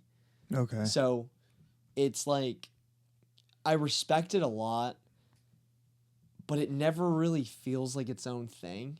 And I think that's kind of the biggest knock I can give on it because, but it does swing for the fences. And it is a very unique horror film in terms of like everything else that kind of comes out. Like it's not like an Insidious or like a Conjuring. It really is kind of its own thing, but just kind of derivative of so many other. I mean, it was cursed from the get-go. The fucking name is Lee Cronin. Like they could come up with another fucking name. Yeah, that pisses me off. Yeah, but it's hard. It's hard when it's a mummy. Like, what are you gonna name it? It's a mummy. Man, I would have thought of something. I was like, dude, we can't go with It's based off an IP. It's based off an IP. Oh, is it? Well, the Mummy, like from like the 40, Yeah. like the old horror films. I was thinking of like the most blockbuster one. Well, yeah, but that's also, but it's all the same IP. It's like the Mummy is like it's singular IP that's like. Then you had the Mummy, Mummy Returns, Scorpion King, and then you have this Lee Cronin's The Mummy, and now we're getting Brendan Fraser's new Mummy movie. Scorpion King would be technically on that world. Well, it's a spinoff of The Mummy. Damn, I didn't know that. The character of the Scorpion King is in The Mummy. Dude, when I watched that movie, I was like 7, and then and then like you didn't know that? And then since then it's just not been a part of my world. Oh yeah, I never like revisited. Yeah, like, the Dwayne Johnson Scorpion King character is in Mummy Returns. I might have known that at the time. Yeah. Damn. Yeah. Fuck yeah. Damn. But so this is an IP. Damn. Okay. Yeah. So I think the performances are good. They're wacky. There's some gross, vile shit in this film. Like stuff that. What? That's what I heard. Dude, and but that's what you want though. It's like that's what I expect when I go to see an Evil Dead movie. And I guess for this movie, I wasn't expecting it to be as much in that same vein. And so I liked everything I saw. It's just, I think maybe I need another rewatch to maybe appreciate it a little bit more. Nah, I think you're higher on it than everyone else. I think I am. I think I am too. You're the only person I've heard give a good review. Honestly. I think me personally, I would like it even more on a second rewatch. Yeah. I just don't think people got it really. Like I don't think people understood what it was trying to be or wanted to be. But it is also kind of a mixed bag. Yeah. So for me, I just think that those elements played better for me because I already appreciate those elements more than I think most people. What do you rate it? I'd probably give it I'm at a 7.5 out of 10. Damn. 7 like I'm in between a 7 and a 7.5. Maybe 7. I'm a 7. I think Sin Help was a 7.5 no, I'm a for 7. you. Wait, Okay. you thought what was the 7? You said Sin Help, right? So I was just I'd say it's in the same world. Really? Same world. Okay. Yeah, I'd say a 7. Interesting. It's a 7. Okay, but you'd put Sin Help a little bit better. It's hard really? because I'm a horror guy. Yeah. This is more horror. But Sin Help was more enjoyable, I think. Yeah, like a better. I'd put Sin Help. Like, I might have to watch this movie then. I like Sin Help. Yeah. So I'm like, if it's like in that world, then it's worth a watch. There was one scare that actually kind of got me. I'll be honest. But the creepy girl, like some of it's stupid. Like some of it's stupid, but it knows it's being like. That's the vibe I'm getting. It's like a more self-serious Sam Raimi movie. Like I think what it's missing is kind of that Sam Raimi way of like it never takes itself too seriously. This movie takes itself just a little too seriously. Okay. So I'm at like a 7. It might go down. It might go down a little bit maybe as time goes on. But I'm 2 weeks removed from it, so yeah, I feel comfortable leaving it around that range. So, okay. 6.5 to 7. Ah, I'm damn! saying You're no, already No, going down. I'm firmly at a 7. That's kind of high for what I've been hearing with this movie, so that's cool. But yeah, do you wanna keep it with the horror vibe and go with Hokum? I got Busboys. Oh yeah, you have a mini on that. review. Yeah, mini review of Busboys. Yeah, go ahead. Let's do a quick one on that. I mean, because it's been a while since I've seen that. I think you've seen The Mummy since I've seen Busboys. Yeah, I don't even know the synopsis really. Just David Spade and Theo Von decided to make a stoner comedy movie without the weed. So it's about these two dudes wanting to become something important, right? Like they're losers. And So they're Busboys. well, no. This is what's funny about it. Okay, yeah. They clean up like shit. That's like what they do. Like they get like shit out of porta potties and shit like that. Oh. And they're like, man, David Spade has like this hot chick, but she's like leaves him for like another guy, right? And then that's where he's like, you know what? He's like, you know who gets dudes? He's like waiters. He's like, we got to become fucking waiters. Like that's where it's at. So they got to start from the bottom, become busboys and make their way to waiters. So like that's the move. Like they go to like Mexico to become, or like on the border of Mexico, to work their way up to becoming a waiter. Like that's the goal.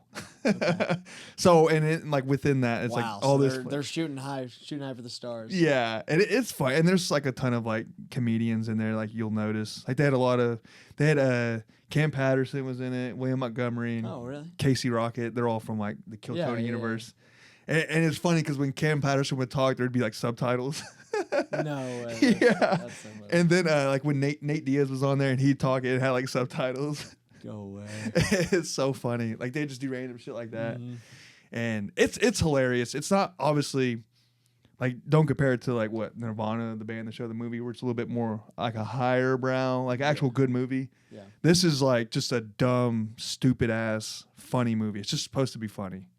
And you were telling me it kind of reminds you of like early 2000s comedies like Joe Dirt or like exactly like that. Like Joe Dirt, Grandma's Boy, Harold and Kumar, like a bro journey, you know, and it's just, I mean, like some of the CGI is like purposely bad. Like there's a scene like where it shows like these rabbits and they're clearly CGI, and it shows like kind of like it's turning around, but like it kind of levitates off the ground to turn around, and you know what I mean? Like it looks so fake. But it's like obviously like that was like that bad on purpose. It's just shit like that. But I'd recommend it. They actually did really good for like what they had going. Like I think they spent $3 million on the movie. Wow. And it was only like the theaters that it was in was like not that many. I can't remember. And they made like half of its money back the opening weekend. Wow. That's crazy. And it was like a limited like theater release. So I was like, damn, that's cool. That's crazy. So if you're looking for like a legit old school like type of comedy, like from the 2000s, I'd recommend it. Yeah. But I don't even know what I'd rate it. Like I mean, it's like it's a terrible movie, you know, but it's hilarious. I'd give it a 7. You didn't even give Project Hail Mary. Yeah, I did. I gave it a 7.5. You've been fighting. It's a different world. It's a different category. Okay. It's like how we rate Marvel movies, right? It's like this is like in its own shitty comedy world. Like I'd 7 out of 10 comedy. Really? Is that good? Yeah, I like those comedy. I can't think of a better comedy I've seen. I like it better than Nirvana, the band, the show, the movie. Now that's a better movie, but this was funnier. Wow. Like Grandma's Boy, I think that's like one of the funniest movies I've seen, and that's a shitty like. I'm like shocked you gave it a 7. I can't lie. Well, I'm not basing it off of like actual like acting, story writing. In terms of like overall, like what I went there for, like for like laughing. Yeah. Okay. Give me a rating that's like where you would put it as a film. That's not fair. That's crazy. Like It'd be like a fucking 3 or something. Yeah. Yeah, that's not. But it's more enjoyable than Keeper. Oh yeah. No, I like I said, I would rewatch this over a bunch of movies I've seen this year, because it's like something so easy to watch. You know what I mean? All right. Like I would recommend anyone to see this movie, like that's in the comedy, like just in the funny movies. Hold on, I'm trying to compare it to like other shitty movies. So you think it was better than The Bride? Oh yeah. Wuthering Heights.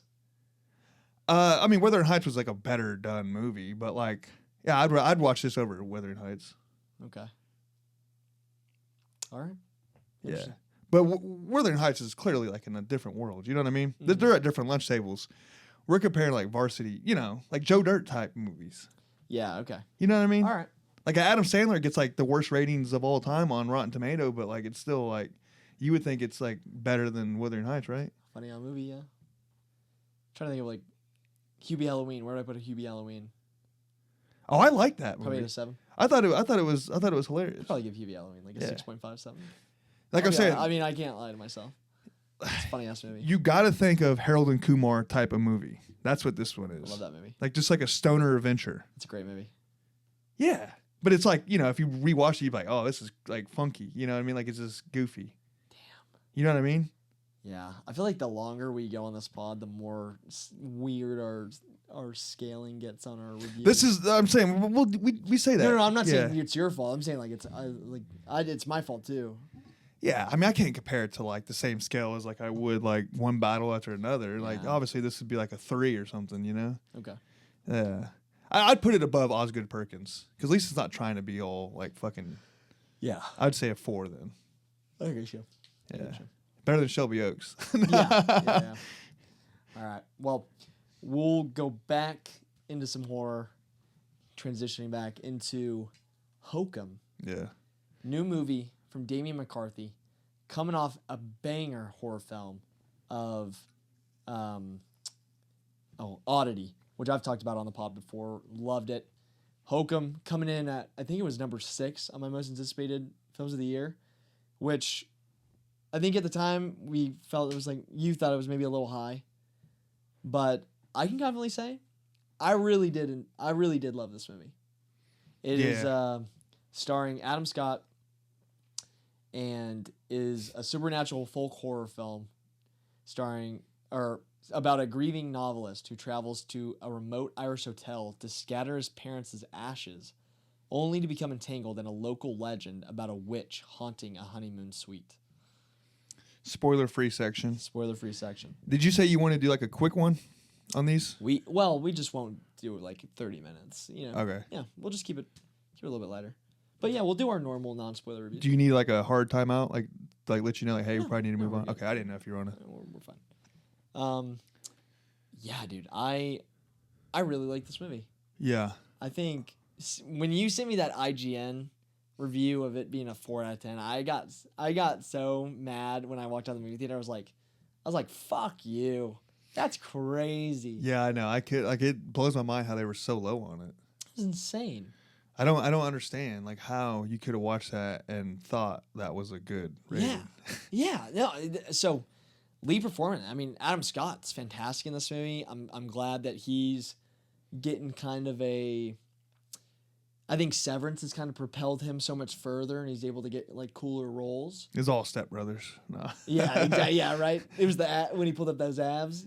No, Step Brothers. No, he's like ha ha ha ha ha. Yeah, I mean that's him, but he's I just remember him just being like the dickhead dad. Ha, ha, ha, ha, ha. I always remember him as that. Yeah. No, he's so good in that movie. He's great. He's been great in so many things. I know. But Severance is definitely like something I don't really remember him in much since Step Brothers. I know he's been in a lot. Yeah. But Severance was like the big like, oh shit.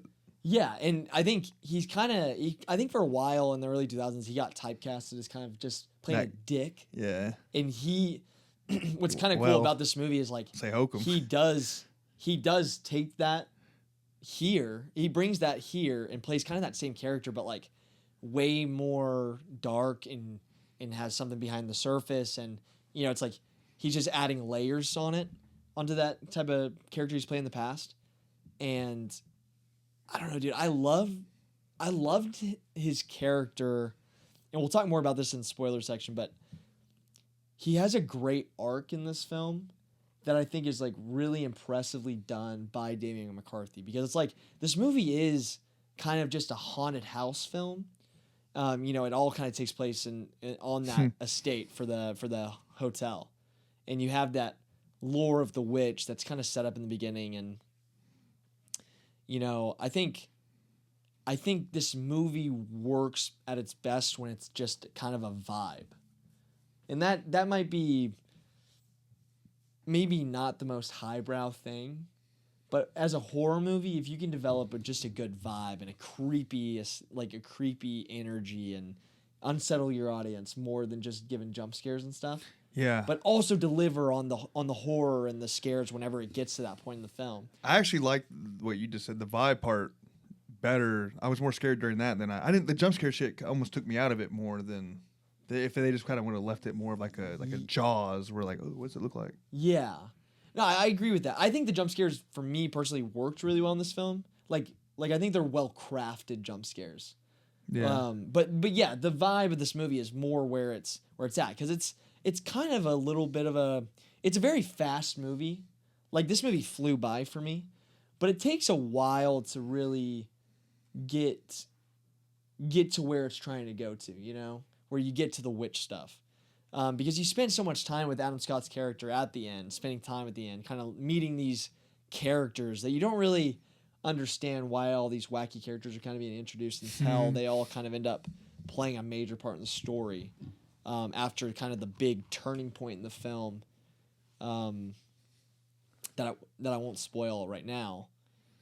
But that turning point in the film that happens gives Adam Scott's character such a deeper understanding to him, and it kind of turns the dime, and you know, you kind of like love to hate this guy that you're watching as the protagonist, and you kind of like, you want him to go through the shit. You want him to be in the horror situation because he's such an asshole. Yeah.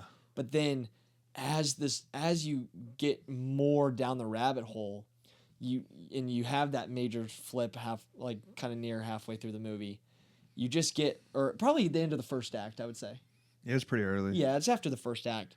But it builds him so well. And as you learn more and more about him throughout the film, you're like, you sympathize with him. And you have this great arc that's kind of interwoven through this horror film. And the horror almost acts secondary to the character study that you're watching. And I think that's really cool and not exactly what I was expecting. They did kind of fly past it though, like it wasn't like we'll talk about it in spoilers. Yeah, like it happened and then it's like, because that's a problem I have also. Okay, yeah, I was like, yes, I almost thought like, was this surreal? Like, did it even? But yeah, we'll talk about it. Yeah, we'll talk about it. But yeah, like did you find this movie scary? Like, I was very, I was scared, like in a good old fashioned type of way, you know? Yeah. Like Not even like a Hereditary, like where I'm like, oh my God. Like it was like a good old fashioned, like, holy shit, I'm spooked. I don't want to go to bed at night. I'm afraid to check underneath my covers or whatever, you know? That gave me that vibe, which I haven't felt in forever. Yeah. So that was cool. Felt the same way. It wasn't the jump scares that did it. It was just something's coming and you're just like, oh, get out of there, run. Up. Yeah. Like I almost turned into that person that yells, like, run. Oh, I was definitely I was kind of talking out loud. Not like yelling in the movie theater, but like I was like looking at my dad. I was like, and my brother to my right. I was just like, what the fuck? I will say, crazy. Some shit did piss me off because it was that tropey like, oh, it's 4 a.m. I just heard a weird sound in the basement. I'm gonna go discover it with with a lamp or like, you know what I mean? It's like, lantern, dude, like who does that? Like no one does that. You know, there were some scenes where he was doing shit that I'm like, no way in hell any person's like doing this. I don't, you know what I mean? Yeah, booking it the hell out of it. Yeah. Just like... But I think this movie, establishes a very good motivation, and that deepens the main character, of why he stays and why he's exploring things and why he keeps pushing the envelope and going down this rabbit hole. And we'll discuss that more. But I think, dude, I think. The imagery in this film is creepy as hell. Like there's a specific kind of side character, dream-like character that keeps coming up. Oh yeah, that genuinely like it's still, and it's from the trailer. You see that character in the trailer, but like they do things with that mask, or that face or like makeup or whatever, throughout the movie that just genuinely gets under your skin. And then the witch herself, like as you get further into the hotel and what's going on into the honeymoon suites, like it is creepy as hell. Like the jump scare stuff is fine and dandy, but like what you see more of and like what it allows you to see is like terrifying. So I think my biggest complaint on this movie is that it didn't come out in Halloween. Like I know. What the hell? It really should have. I mean, it was set in that whole time. Yeah. I wish we got to see. They build up a Halloween. This isn't really a spoiler. They build up a Halloween party in this movie. Yeah. I kind of wish we got to see that. Yeah. I wish they could have like found a way to include like a big like set piece like that. I think that's because this movie has a great singular set piece in the honeymoon suite. Might be a director's cut. Yeah, right. Might be an extended version or something. Daniel McCarthy extended version. Yeah, dude. It has a great centerpiece of the film with the honeymoon suite, but I think getting another one of those would have been really cool. Yeah, now you say that would have been cool. Yeah. But yeah, dude, it's like, they missed the opportunity. Who decided to put this movie out when it came out? Neon, probably. Damn, bro. They probably have just a really stacked slate for Halloween, and this movie probably just. Well, it's Oscar bait time, right? Going in November.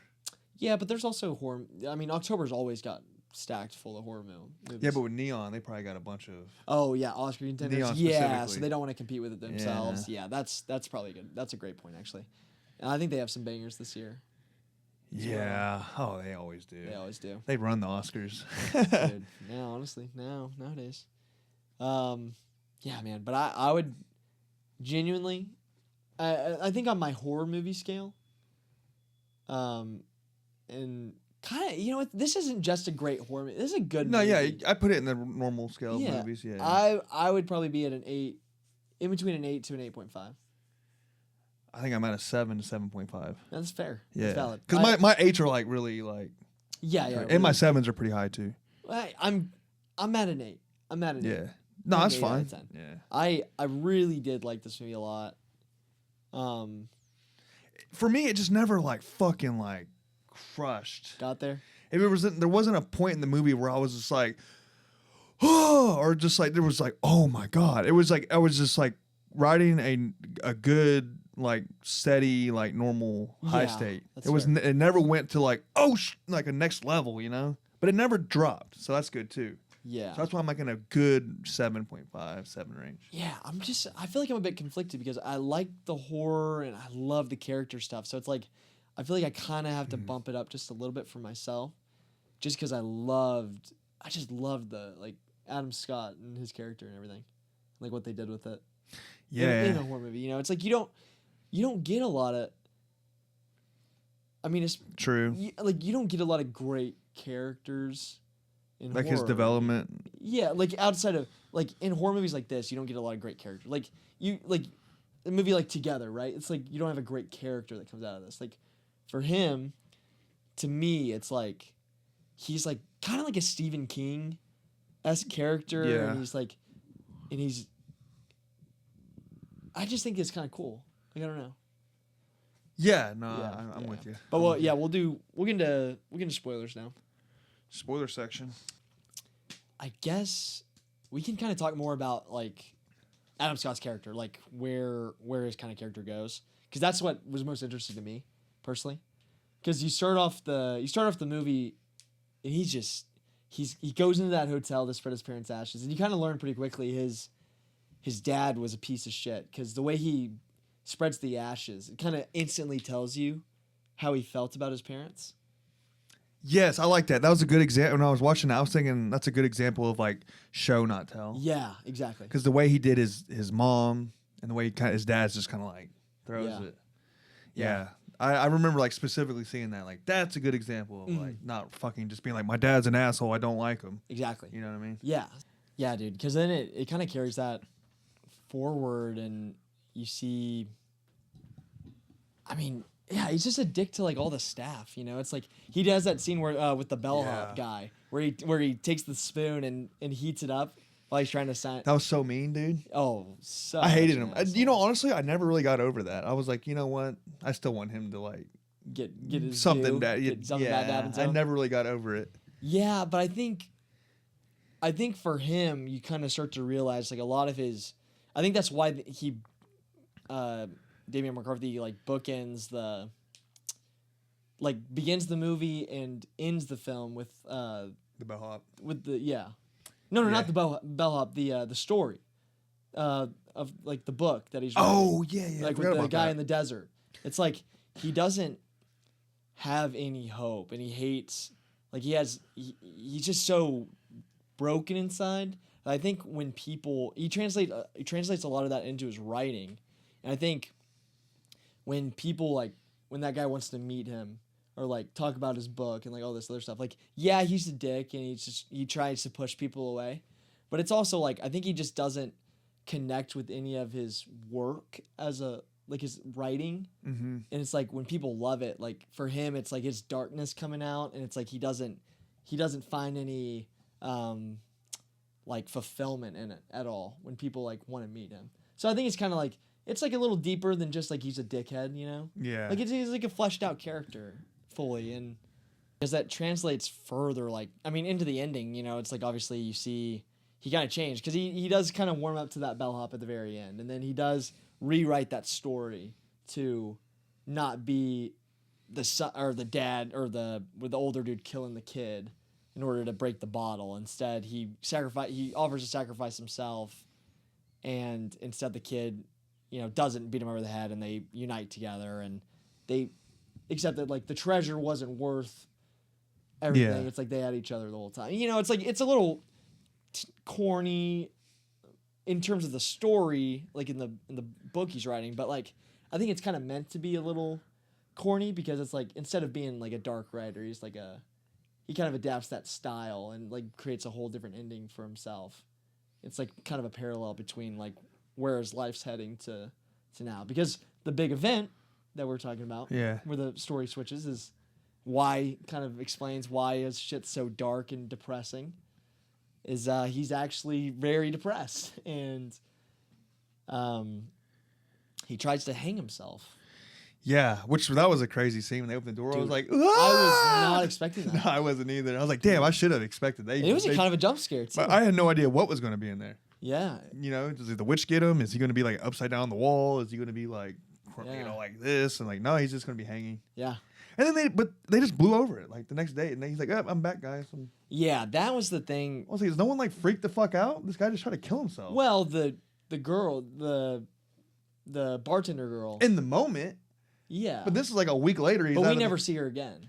No, I know. And nobody else really cares. And he's just kind of like whatever about it. He doesn't really give a shit. It's just like, dude, this is like a it seems like he recovered. But I think it's because okay, so that I think he was hanging from the ceiling. That's right. I think he could have used a couple more scenes of him recovering, or like finding his way back, or like him kind of having a realization on screen. A little bit more distraught about it. Yes. Like a little bit more shaky.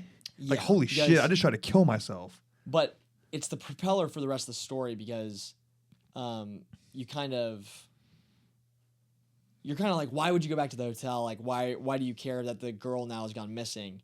But it's because she saved his life, and he did kind of connect with her that night when he was talking to her, sitting at the bar, and that was like his last interaction with a person before he was gonna die. So I think he feels this need to save her the way that she saved him. Oh yeah, I get that. Yeah. Obviously, yes. I was just like, it just felt like so like oh, I guess he's like, he'd sound like a normal, like back to, I don't know. Yeah. I figured like that's not like a cry for help. That's like, no, I legit, if you wouldn't have found me in like 10 seconds, I'd been dead. Dead, yeah.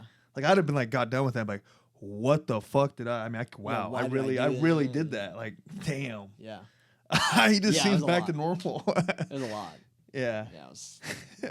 I mean, he was hanging there. Yeah. He was not moving. No, I thought he was dead. Honestly, I thought, I was like, oh, it's just, I was like, whoa, this movie really fucking, they're going somewhere different with this. Yeah, somewhere different, yeah. No, I agree. Yeah, dude, but then obviously he's stuck at that hotel, kind of learns that mushroom guy, or that fucking hermit living out in the woods is that's another thing I had with the writing. I'm nitpicking, right? Is this about the ending? No. Okay. It was a little unbelievable how he was so like, because at this point in time in the movie, he comes back and he finds out like this crazy hobo dude is like the main suspect, right? Yeah. He probably killed his wife and all this stuff. And he's just out there sleeping, hanging out with them. Like, dude, I'd have been like, yo, bro, like, I'm telling the cops exactly where you're at. Or at the very least, I'm not going to be hanging out with you out in the woods. Yeah, but he does seem like he has his guard up, and he's like kind of like aware of like his movements and stuff. A little bit, yeah, because he does just start drinking, and he's like, but I think he's an alcoholic, and he's just like, he starts drinking a little bit, and he's just like, nah. Yeah, it just seemed a little too like unbelievable. Like I was like, really, like this guy's living out in the fucking woods. Yeah, and you're just gonna like trust him over like literally everyone else. Yeah, like I would have, think about it realistically. You'd be like, oh shit, that guy probably is a murderer. Yeah. Let me go hang out and drink with him and, stay the night with him in his van. I agree. It's a little crazy. Yeah, dude. But I mean, his intuition was right, though.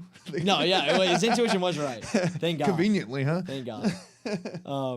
Yeah, but I mean, like you're saying, like they end up going back to the hotel together, sneak in, see if they can find the girl. That's another thing. You got to believe the guy too. He's telling you, like, man, I swear to God, she's dead. She's I know alive. I saw her. Yeah, or she's dead, but I know where she's at. She told me she's dead, and we got to go find her. I'd have been like, like to the creepy, locked off suite in the creepy ass hotel in the middle of the fucking just Irish everything woods. About it. It's like, dude, you're fucking nuts. Because he makes it known he doesn't believe in the ghosts and whatever. Yeah. That's why he's so like able to like just power through shit. Yeah, but it's nice to have like a motivation of like why he stayed there, because that's more than what most horror movies give us. It's like, why are you stuck in this, like, for sure situation?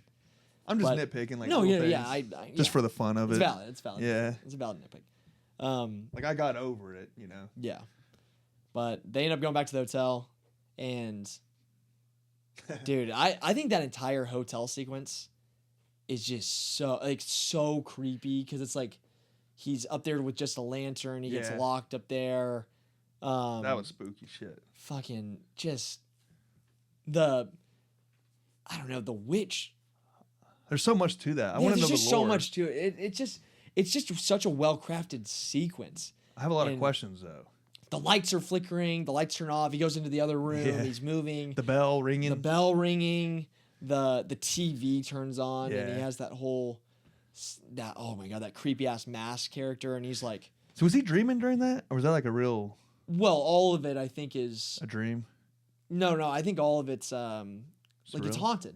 Okay. I didn't know if he, like, fell asleep and then, like, that kind of... No, they're playing around with everything being haunted. Yeah. And it's like what's real, what's fake.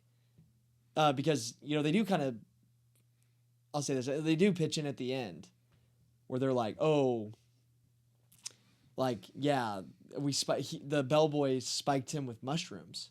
Oh, yeah. That night. So it's like, how much was... Well, they also showed that the guy said that, like, you can see, like, shit that it'll open up your mind to things that you wouldn't actually see. Yeah. But like they'll see the world for what it actually is. So they kind of hinted that he was on shrooms, but it's actually like got him in this dimension. Opened his mind to seeing this like different yeah, which I think is like kind of a cool layer to the movie when you think about it. Like I want to rewatch it knowing that he was just maybe was on drugs as well.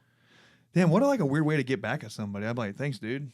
Wow, you really got me. You got me fucking high on shrooms. Wow. You probably wanted him to tweak out. Yeah. It's just funny because I know most people that would do shrooms would be like, oh, no. You really got me. You punished me. But like a normal guy would probably be like, fucking crazy. Yeah. If somebody told me they spiked me with shrooms, I'd be like, I'd low-key tweak. Yeah. I guess if you don't know what's happening, yeah. Like acid or something, that'd be crazy. Oh, yeah. Definitely. But yeah. Yeah, dude. But then it's just like they end up finding the body, and then the body in the dumbwaiter was creepy too. And the way he puts the body up in the chair, it's like whenever he comes up and down the dumbwaiter, it's like the body's just there, and I'm like, oh, dude, this is. I felt bad. I wanted her to like be alive. I did too. I was like, damn, she was actually kind of like. She was nice. a goat. She was goated. She was goated. They make you care about her too. Yeah. They really make you sympathize with her and everything. And yeah, they really did because everyone kind of like she was like a big part of it. Like. Yeah, and then especially like when you find out the innkeeper, the father or the son-in-law or the son of the guy who owns it, the creepy fuck from the beginning of the movie. Yeah. He's just a piece of shit, and he got her pregnant and then like trapped her in there. So okay, I had questions about. All right, I knew that was what they were like hinting or saying. Yeah. But I was like, is that really the real reason, or are they trying to feed this witch? No, It seemed like he knows that there's a witch down there, right? Or is he just? No, yeah, he definitely knows there's a witch down there. So okay. But he just needed to get rid of her, and it's like, oh, this is the way of getting rid of her. Throw her down to the witch. Yeah. Okay. Yeah. And I kind of like that they leave it ambiguous of like what's actually going on in the hotel. Yeah.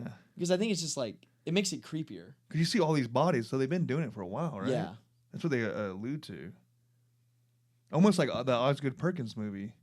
Oh, Keeper. Yeah, almost like that with all these people at the end coming out.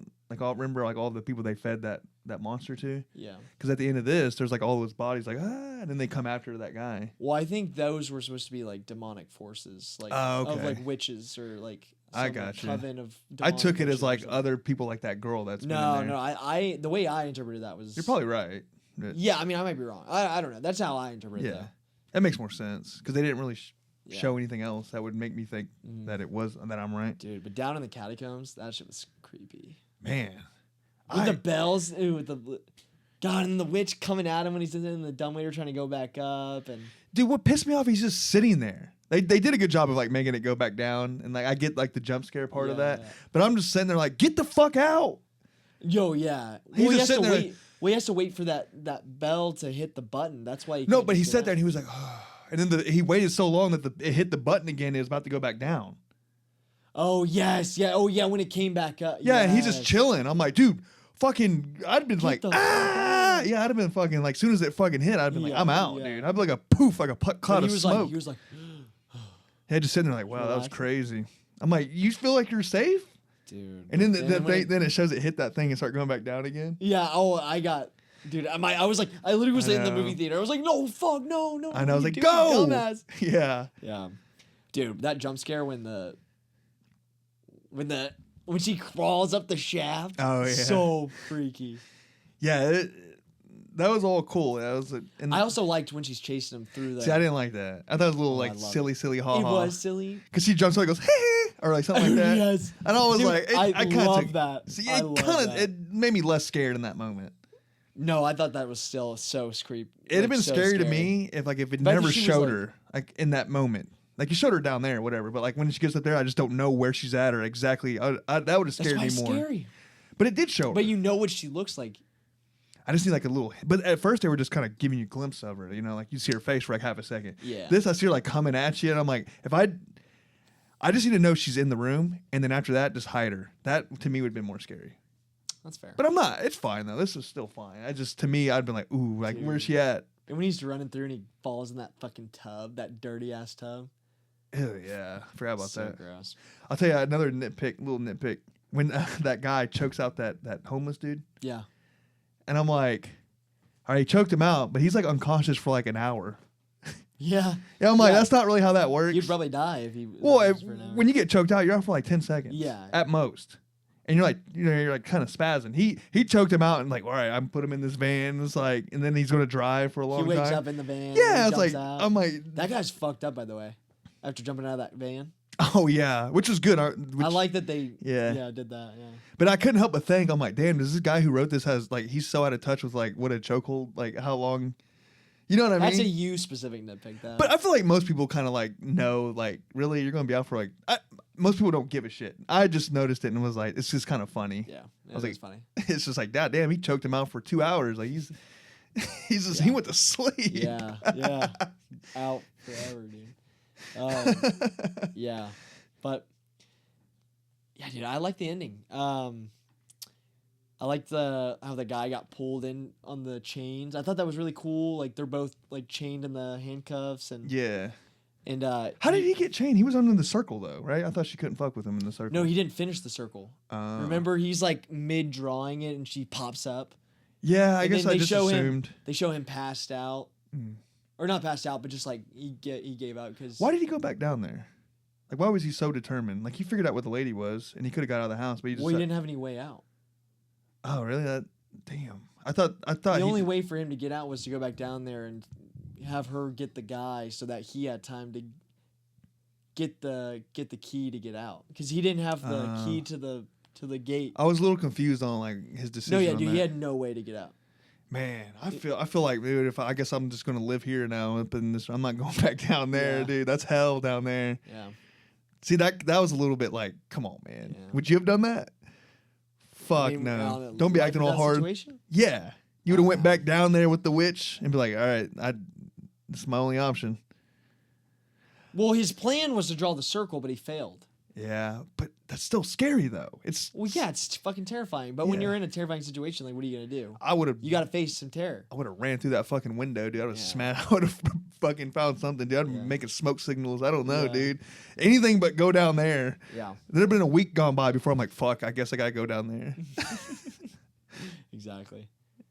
I love the circle thing though with the chalk. I thought that was sick. I thought it was like a cool, fun thing. I knew they were foreshadowing the fuck out of that when she said that. It's like, oh yeah, the witch is just draw a circle. Draw a circle around. And he did that in the very beginning of the movie too. Yeah, I think the whole reveal that like he killed his mom on accident with his dad's gun and his dad. Oh yeah. Like the reveal of it is pretty cool. I think so too. And I love how it goes back to like you kind of reevaluate his conversation with the bartender chick earlier on in the movie when he's like, yeah, the one who killed my mother was too young to be prosecuted. And then you realize, oh, it was him. And, you understand why he's a piece of shit now. It's like he killed his mom and he's lived with his dad who despised him and hated him. And he's an alcoholic because he can't deal with the guilt of everything that's happened in his life. Yeah. But then as he's like facing all this supernatural stuff, he's like facing his own demons at the same time. So that thing that was like talking or whatever on that show. Yeah. That was spooky. So spooky. He's like, you fucking idiot or something like that, you know? You killed your fucking mother. Yeah. You told you not to play with guns. Yeah, the voice was terrible. Yeah. Too. Oh my God. Very insidious vibes. Yes, yeah. Oh, it's creepy. Yeah, I like this movie a lot. Yeah. Good. Definitely recommend. I'm going to rewatch it, but I'm waiting until like Halloween. Yes. I think this would be a great Halloween rewatch this year. Yeah. Yeah. Yeah, I'm definitely going to show it to a couple people for sure. Yeah, we recommend it. Paige and Paige going to wait till Halloween to watch it. Yeah. Good. Yeah, but we can get into Devil Wears Prada 2 now. We'll probably skip spoilers section unless there's like a couple funny, dumb things we want to talk about. I can't even think of a spoiler. This movie really doesn't have... It's like Busboys. There wasn't really nothing like crazy. Nothing crazy to spoil. The story is just not really... There's nothing really to the story much. No, it was just like, we got to come up with something just so we can have everyone back. Well, okay. I You're going to push back a little, huh? Yeah. But spoiler-free review for... Devil Wears Prada 2. Devil Wears Prada Dose. 2. All right. So, Sequel to the 2006 film starring Meryl Streep, Anne Hathaway, Emily Blunt, and Stanley Tucci. They're all back. Directed yet again by David Frankel. Or Frankel, whatever. But Annie Sachs, Miranda Priestley navigating the changing magazine industry. And they are brought back together as they find out that they need Andy Sachs to come in and help revitalize the brand. So, yeah, I mean, I don't know. I love the first movie. I guess I'll start off by saying that. The whole cast is back, which is great to see. I mean, they're all great in these roles. Except for the boyfriend. He's not in it. Yeah, they left out Aidan Grenier, who I love from Entourage, because I'm a huge Entourage fan. He moved on, huh? They didn't ask him back, apparently. Oh, well, I'm saying like in the story. Yeah. Like, he's like, yeah. Well, no, but so that was like a big controversy. No, but well, that's the only thing that people hate about that first movie nowadays. Like they hate the boyfriend character, so they left him out of this one completely. Oh, really? They hated him? Yeah. I thought he was a little. He's a douchey. little whiny. He's a little whiny bitch. Well, he's too much of like a cool hipster guy. In that movie? Yeah, he's like, man, you're hanging out with all these rich people. It's all we should just be living like this. Yeah. And, you know what I mean? True. Like, yeah. That's how his whole character. Like, He's small. He's just small-minded. Yeah. Well, he doesn't want her to be all like something she's not, like used to despise these like model chicks. Now you're trying to be like them. Yeah. That's like his whole guy. Yeah. Which can get kind of annoying. Yeah. No one wants a hipster around 24/7. Exactly. Yeah, but this movie, I mean, it's kind of. I mean, I don't really know how to go because it feels like a cash grab because it obviously is a cash grab, right? It's a legacy sequel to Devil Wears Prada, right? But it's also, I think it has a lot to say. Really? I think the way it goes about it in some way, like some of the characters don't, like I think in this movie all the side characters don't work. That's my biggest thing about this film. No, they suck. But all of the main characters are so fun to watch and great and like kind of I think they all recapture kind of what made all the characters great in the first movie. I think it's very consistent in terms of the main characters. Like I felt like you fall right back into place with all of them. Yeah, I agree. Once they're reunited. Yeah. Which happens way too fast, by the way. Way too fucking convenient. Yeah. I hated that. That's his whole movie. Even the first one was like that. Everything was just so convenient. Convenient. But I think that first movie is such a lightning in a bottle. Like, I think that first movie is the pinnacle of what, like, those, like, early 2000s rom-com movie types of It was good movies for its could be. time. Sure. Yeah. But I think it holds up really well, Dude, too. like I said, I watched it and I was, like, recently, and I was like, man, this movie sucks. Yeah, but I think that's just not your type of movie. I can recognize a good movie. I just thought, like, the writing's so bad. Really? I like Devil Wears Prada. It's just so everything's convenient. Everything's like a little side quest. It's like a video game, and then like she would solve it like, I need you to get the Harry Potter book. We gotta focus on the second one. Ah, you're right. Yeah. But this one, they're very similar. Yeah, they are very similar. It is very like, she gets a problem. Yeah, like, an impossible task. Yeah, an impossible task, and then some unnamed person on the phone is able to solve it. Hey, yeah, my cousin works for the guy. Yes, I'll see you in 30 minutes. You do have to kind of suspend some belief and just enjoy the ride, like the fun of the movie. But it's just bad writing, though. It is. Yeah. So, but I do think this movie is more entertaining and more enjoyable to watch than a lot of other types of movies like this. Yeah, because you get the fashion and shit like that. Yeah, you get the it's like it adds another element, and it's like, I think the first movie had a lot to say about the fashion industry and about like working and not losing yourself and the first one was like, better for sure. Yeah. I think this movie, although not as well accomplished, does have a great message about the consolidation of businesses and positions in companies and the development of AI and art. And kind of how art is being devalued, and I mean, like that consolidation of positions in companies. I mean, that's a huge thing. Like, I see that in my job. Like, I see that's happening everywhere. I mean, like, it's happening in so many corporations that it's like, and so I think them tackling that here, especially in the art industry as it's being like kind of under fire by like AI. I think that is a really cool thing to focus on and talk about. I just don't think that they go as far as they could have with it because they also had to be a fun sequel to Devil Wears Prada. Yeah, and like you said about the side characters, like, God, dude. They're bad. The boyfriend character in this movie is terrible. Oh, he's annoying. He's like, I'm the funny guy. Well, he's just a nothing burger. They all are. Yeah. The billionaire son, played by BJ Novak. The boyfriend who serves no fucking purpose other than to be an additional commentary in the consolidation of property, business, everything like that. And then the billionaire character that Emily Blunt's dating, played by Justin Theroux, who I fucking love Justin Theroux. He's the main character in The Leftovers, which is insane that he's in this fucking movie and shows up and it's just like a bumbling goofball. But yeah, it's like those characters, the ones that are like move the plot forward and are actually like in this movie as characters or like forces of opposition, are just like the most worthless characters I've ever seen, bro. And it's like, but it's like the first movie's so good because Miranda is the opposition. Like, but the main villain of the movie in in Devil Wears Prada, the main villain, you slowly learn more about her and understand her, and she moves on from just being a villain to being this complex figure and this complex character.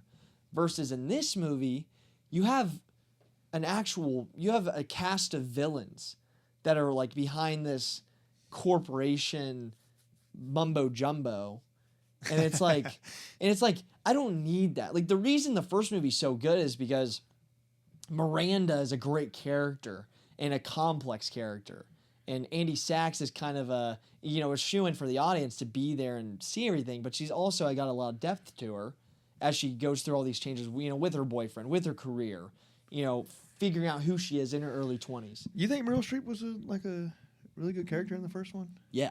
She's iconic. I don't. She never changed. Okay, yeah. Oh, no, I know. I'm not saying she changes, but I'm saying she's like, you understand her. Like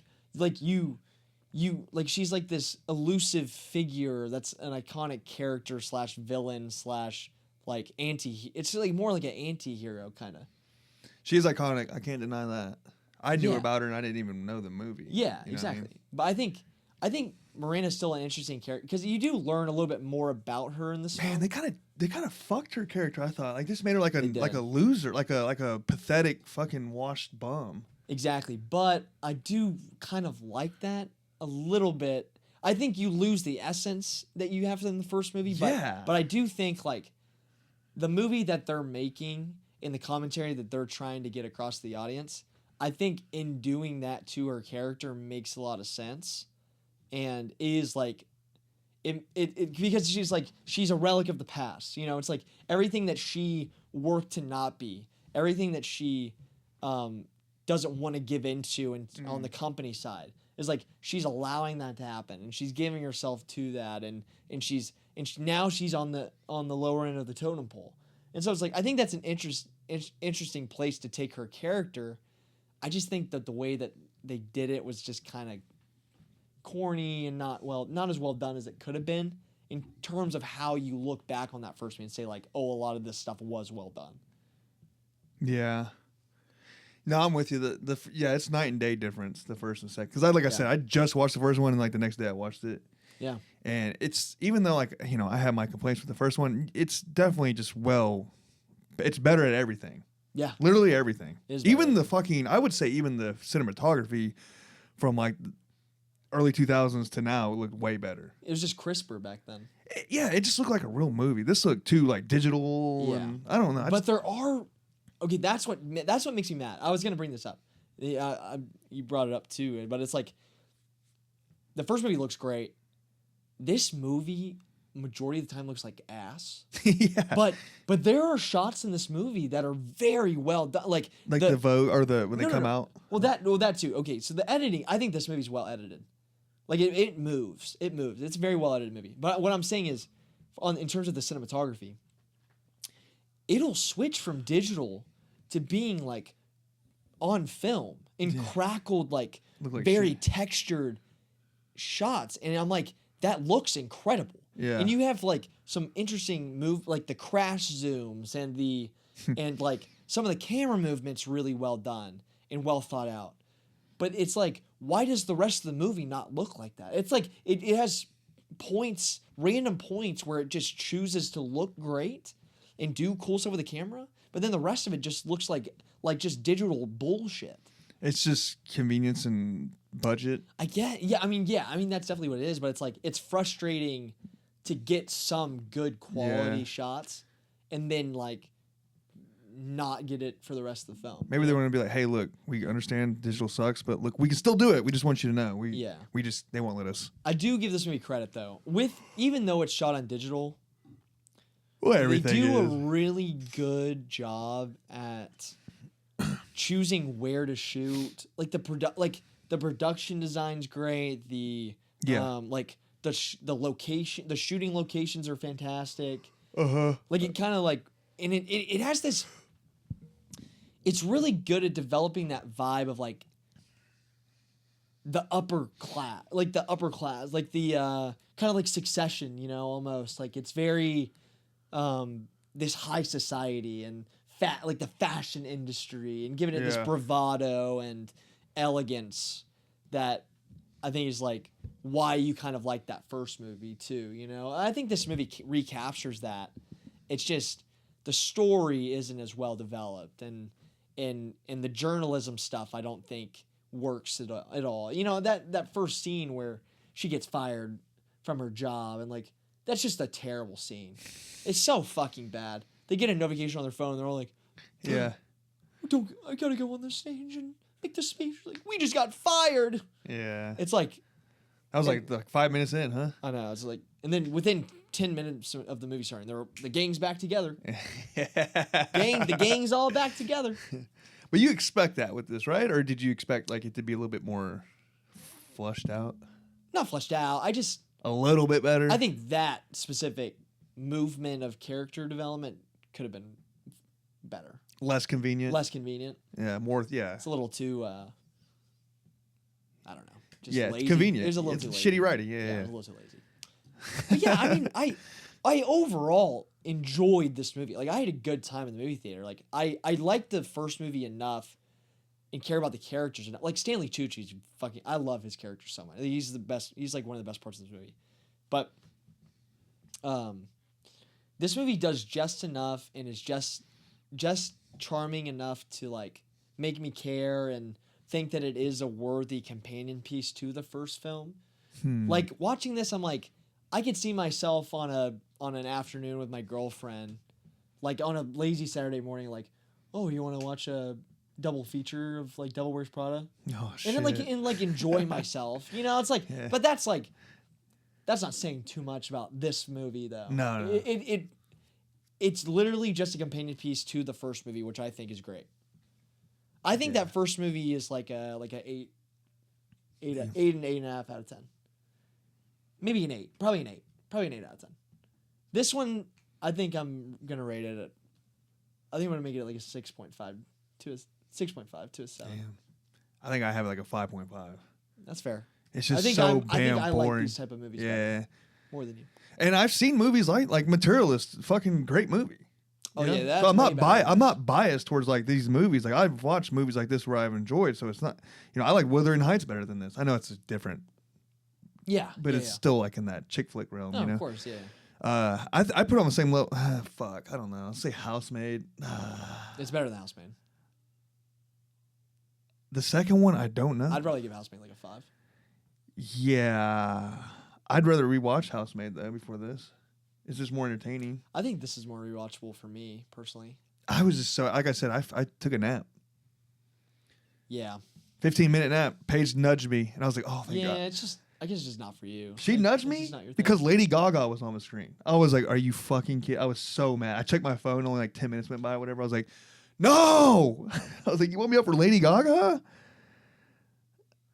Yeah, I didn't think this movie was boring. I thought it's kind of a long movie. I did watch it late though. It was late. It was like damn near. It was like midnight when the movie started. Yeah. It was tough, and we're like an hour in, like nothing like relevant's happening. I was like, oh God. Yeah. I'll be honest. I did go out the night before, and I did wake up in the morning and go to this movie still kind of drunk. Oh shit, dude, that'd have been way better. That might have entertained me a little bit more. Yeah. I was also mad that I was watching this instead of Hokum. I was like, fuck, I really wanted to watch Hokum. I'm watching this shit. I was like, shit, everything's just. And then the guy that I had to shush earlier. Yeah. Like I had that going on. I'm like, and the main thing that made me mad is like, why are you gonna sit next to me and then talk when you got this whole theater to sit at? Yeah. Yeah. Like you saw 2 people were sitting at. Yeah, we're not reopening that box of worms. Can of worms. But yeah, I just don't. It was just so boring. That's my thing. It's boring. Like what did you like? What am I missing? I don't think this movie's boring. I just think it's not for you. I think you're just not into. Like I don't know. It's just not for you. Like I don't think you're into this world or like. Yeah, I don't think you're susceptible to getting even like being brought into this world like through the movie. Like for me, I'm like I watch this, I'm like okay, I'm invested. Like I like this. Like I can get on board with this. Like you're just not on board. Yeah, I guess so. But typically, I feel like I can recognize like it's still a good movie. It's just not for me. Chick flicks, I feel like that's not your realm. Like I said, I've watched plenty of chick flicks that I can recognize and like. I just named Materialist, Wuthering Heights, which it's because there's no man characters for you to latch onto. You hate women. I'm trying. What Materialist? Yeah, I guess there was dominant men characters in that. Hey, they had the Australian guy, the boyfriend in this. He sucked. Dude. He fucking sucked. Nothing burger but fucking oh, yeah, but it was, hey, ho-ho. Yeah. Putting on the string of the bobby, eh? Yeah, I'm in love with you. We just met you. You're kind of a bitch. You're leaving me for a fashion show. Well, that's just how the cookie crumbles. Yeah, that's like his character, huh? Yeah, literally. Dude, I hated the ending, too. Like how it just like, hey, I just got a phone call. I'm going with them. Bye. Yeah. Oh, yeah. They just wrapped that up, huh? Yeah. Yeah, extremely. Yeah, it was goofy. It's so dumb. I'm gonna spend $1 trillion on this company. It's happening right now. Sorry, we even had this. You almost had me, but yeah. I couldn't believe that was happening when I was watching. I was like, this is really how they're ending it, huh? Yeah, it was pretty crazy. It was really yeah. I'm telling you, the phone scene though, that's iconic to me. Everyone's watching her walk by and put the phone. It was bad.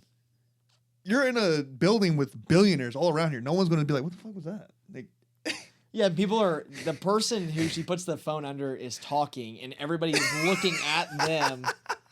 And then she like bends down and slides her phone under nonchalant. And then she has to come back and get the phone. Yeah. At some point. And this isn't like, these chairs are like. Oops, I dropped my phone. It's like that. It's like you can see through. You can see the bottom. Yeah. Yeah, it's not. You're being recorded.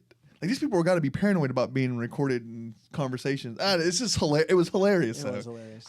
It was. Hey, I solved our problem. What's the problem? I found out everything she said, and then it was like, yeah, I recorded it. Yeah. Yeah.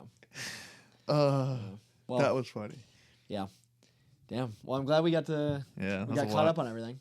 Yeah. Yeah. Next week, Mortal Kombat. Yeah, you'll have Mortal Kombat. I'll have some more TV stuff. You got to get caught up on TV stuff. Yeah. As soon as possible so we can talk about it. Alrighty. Well, see y'all next week. See you next week.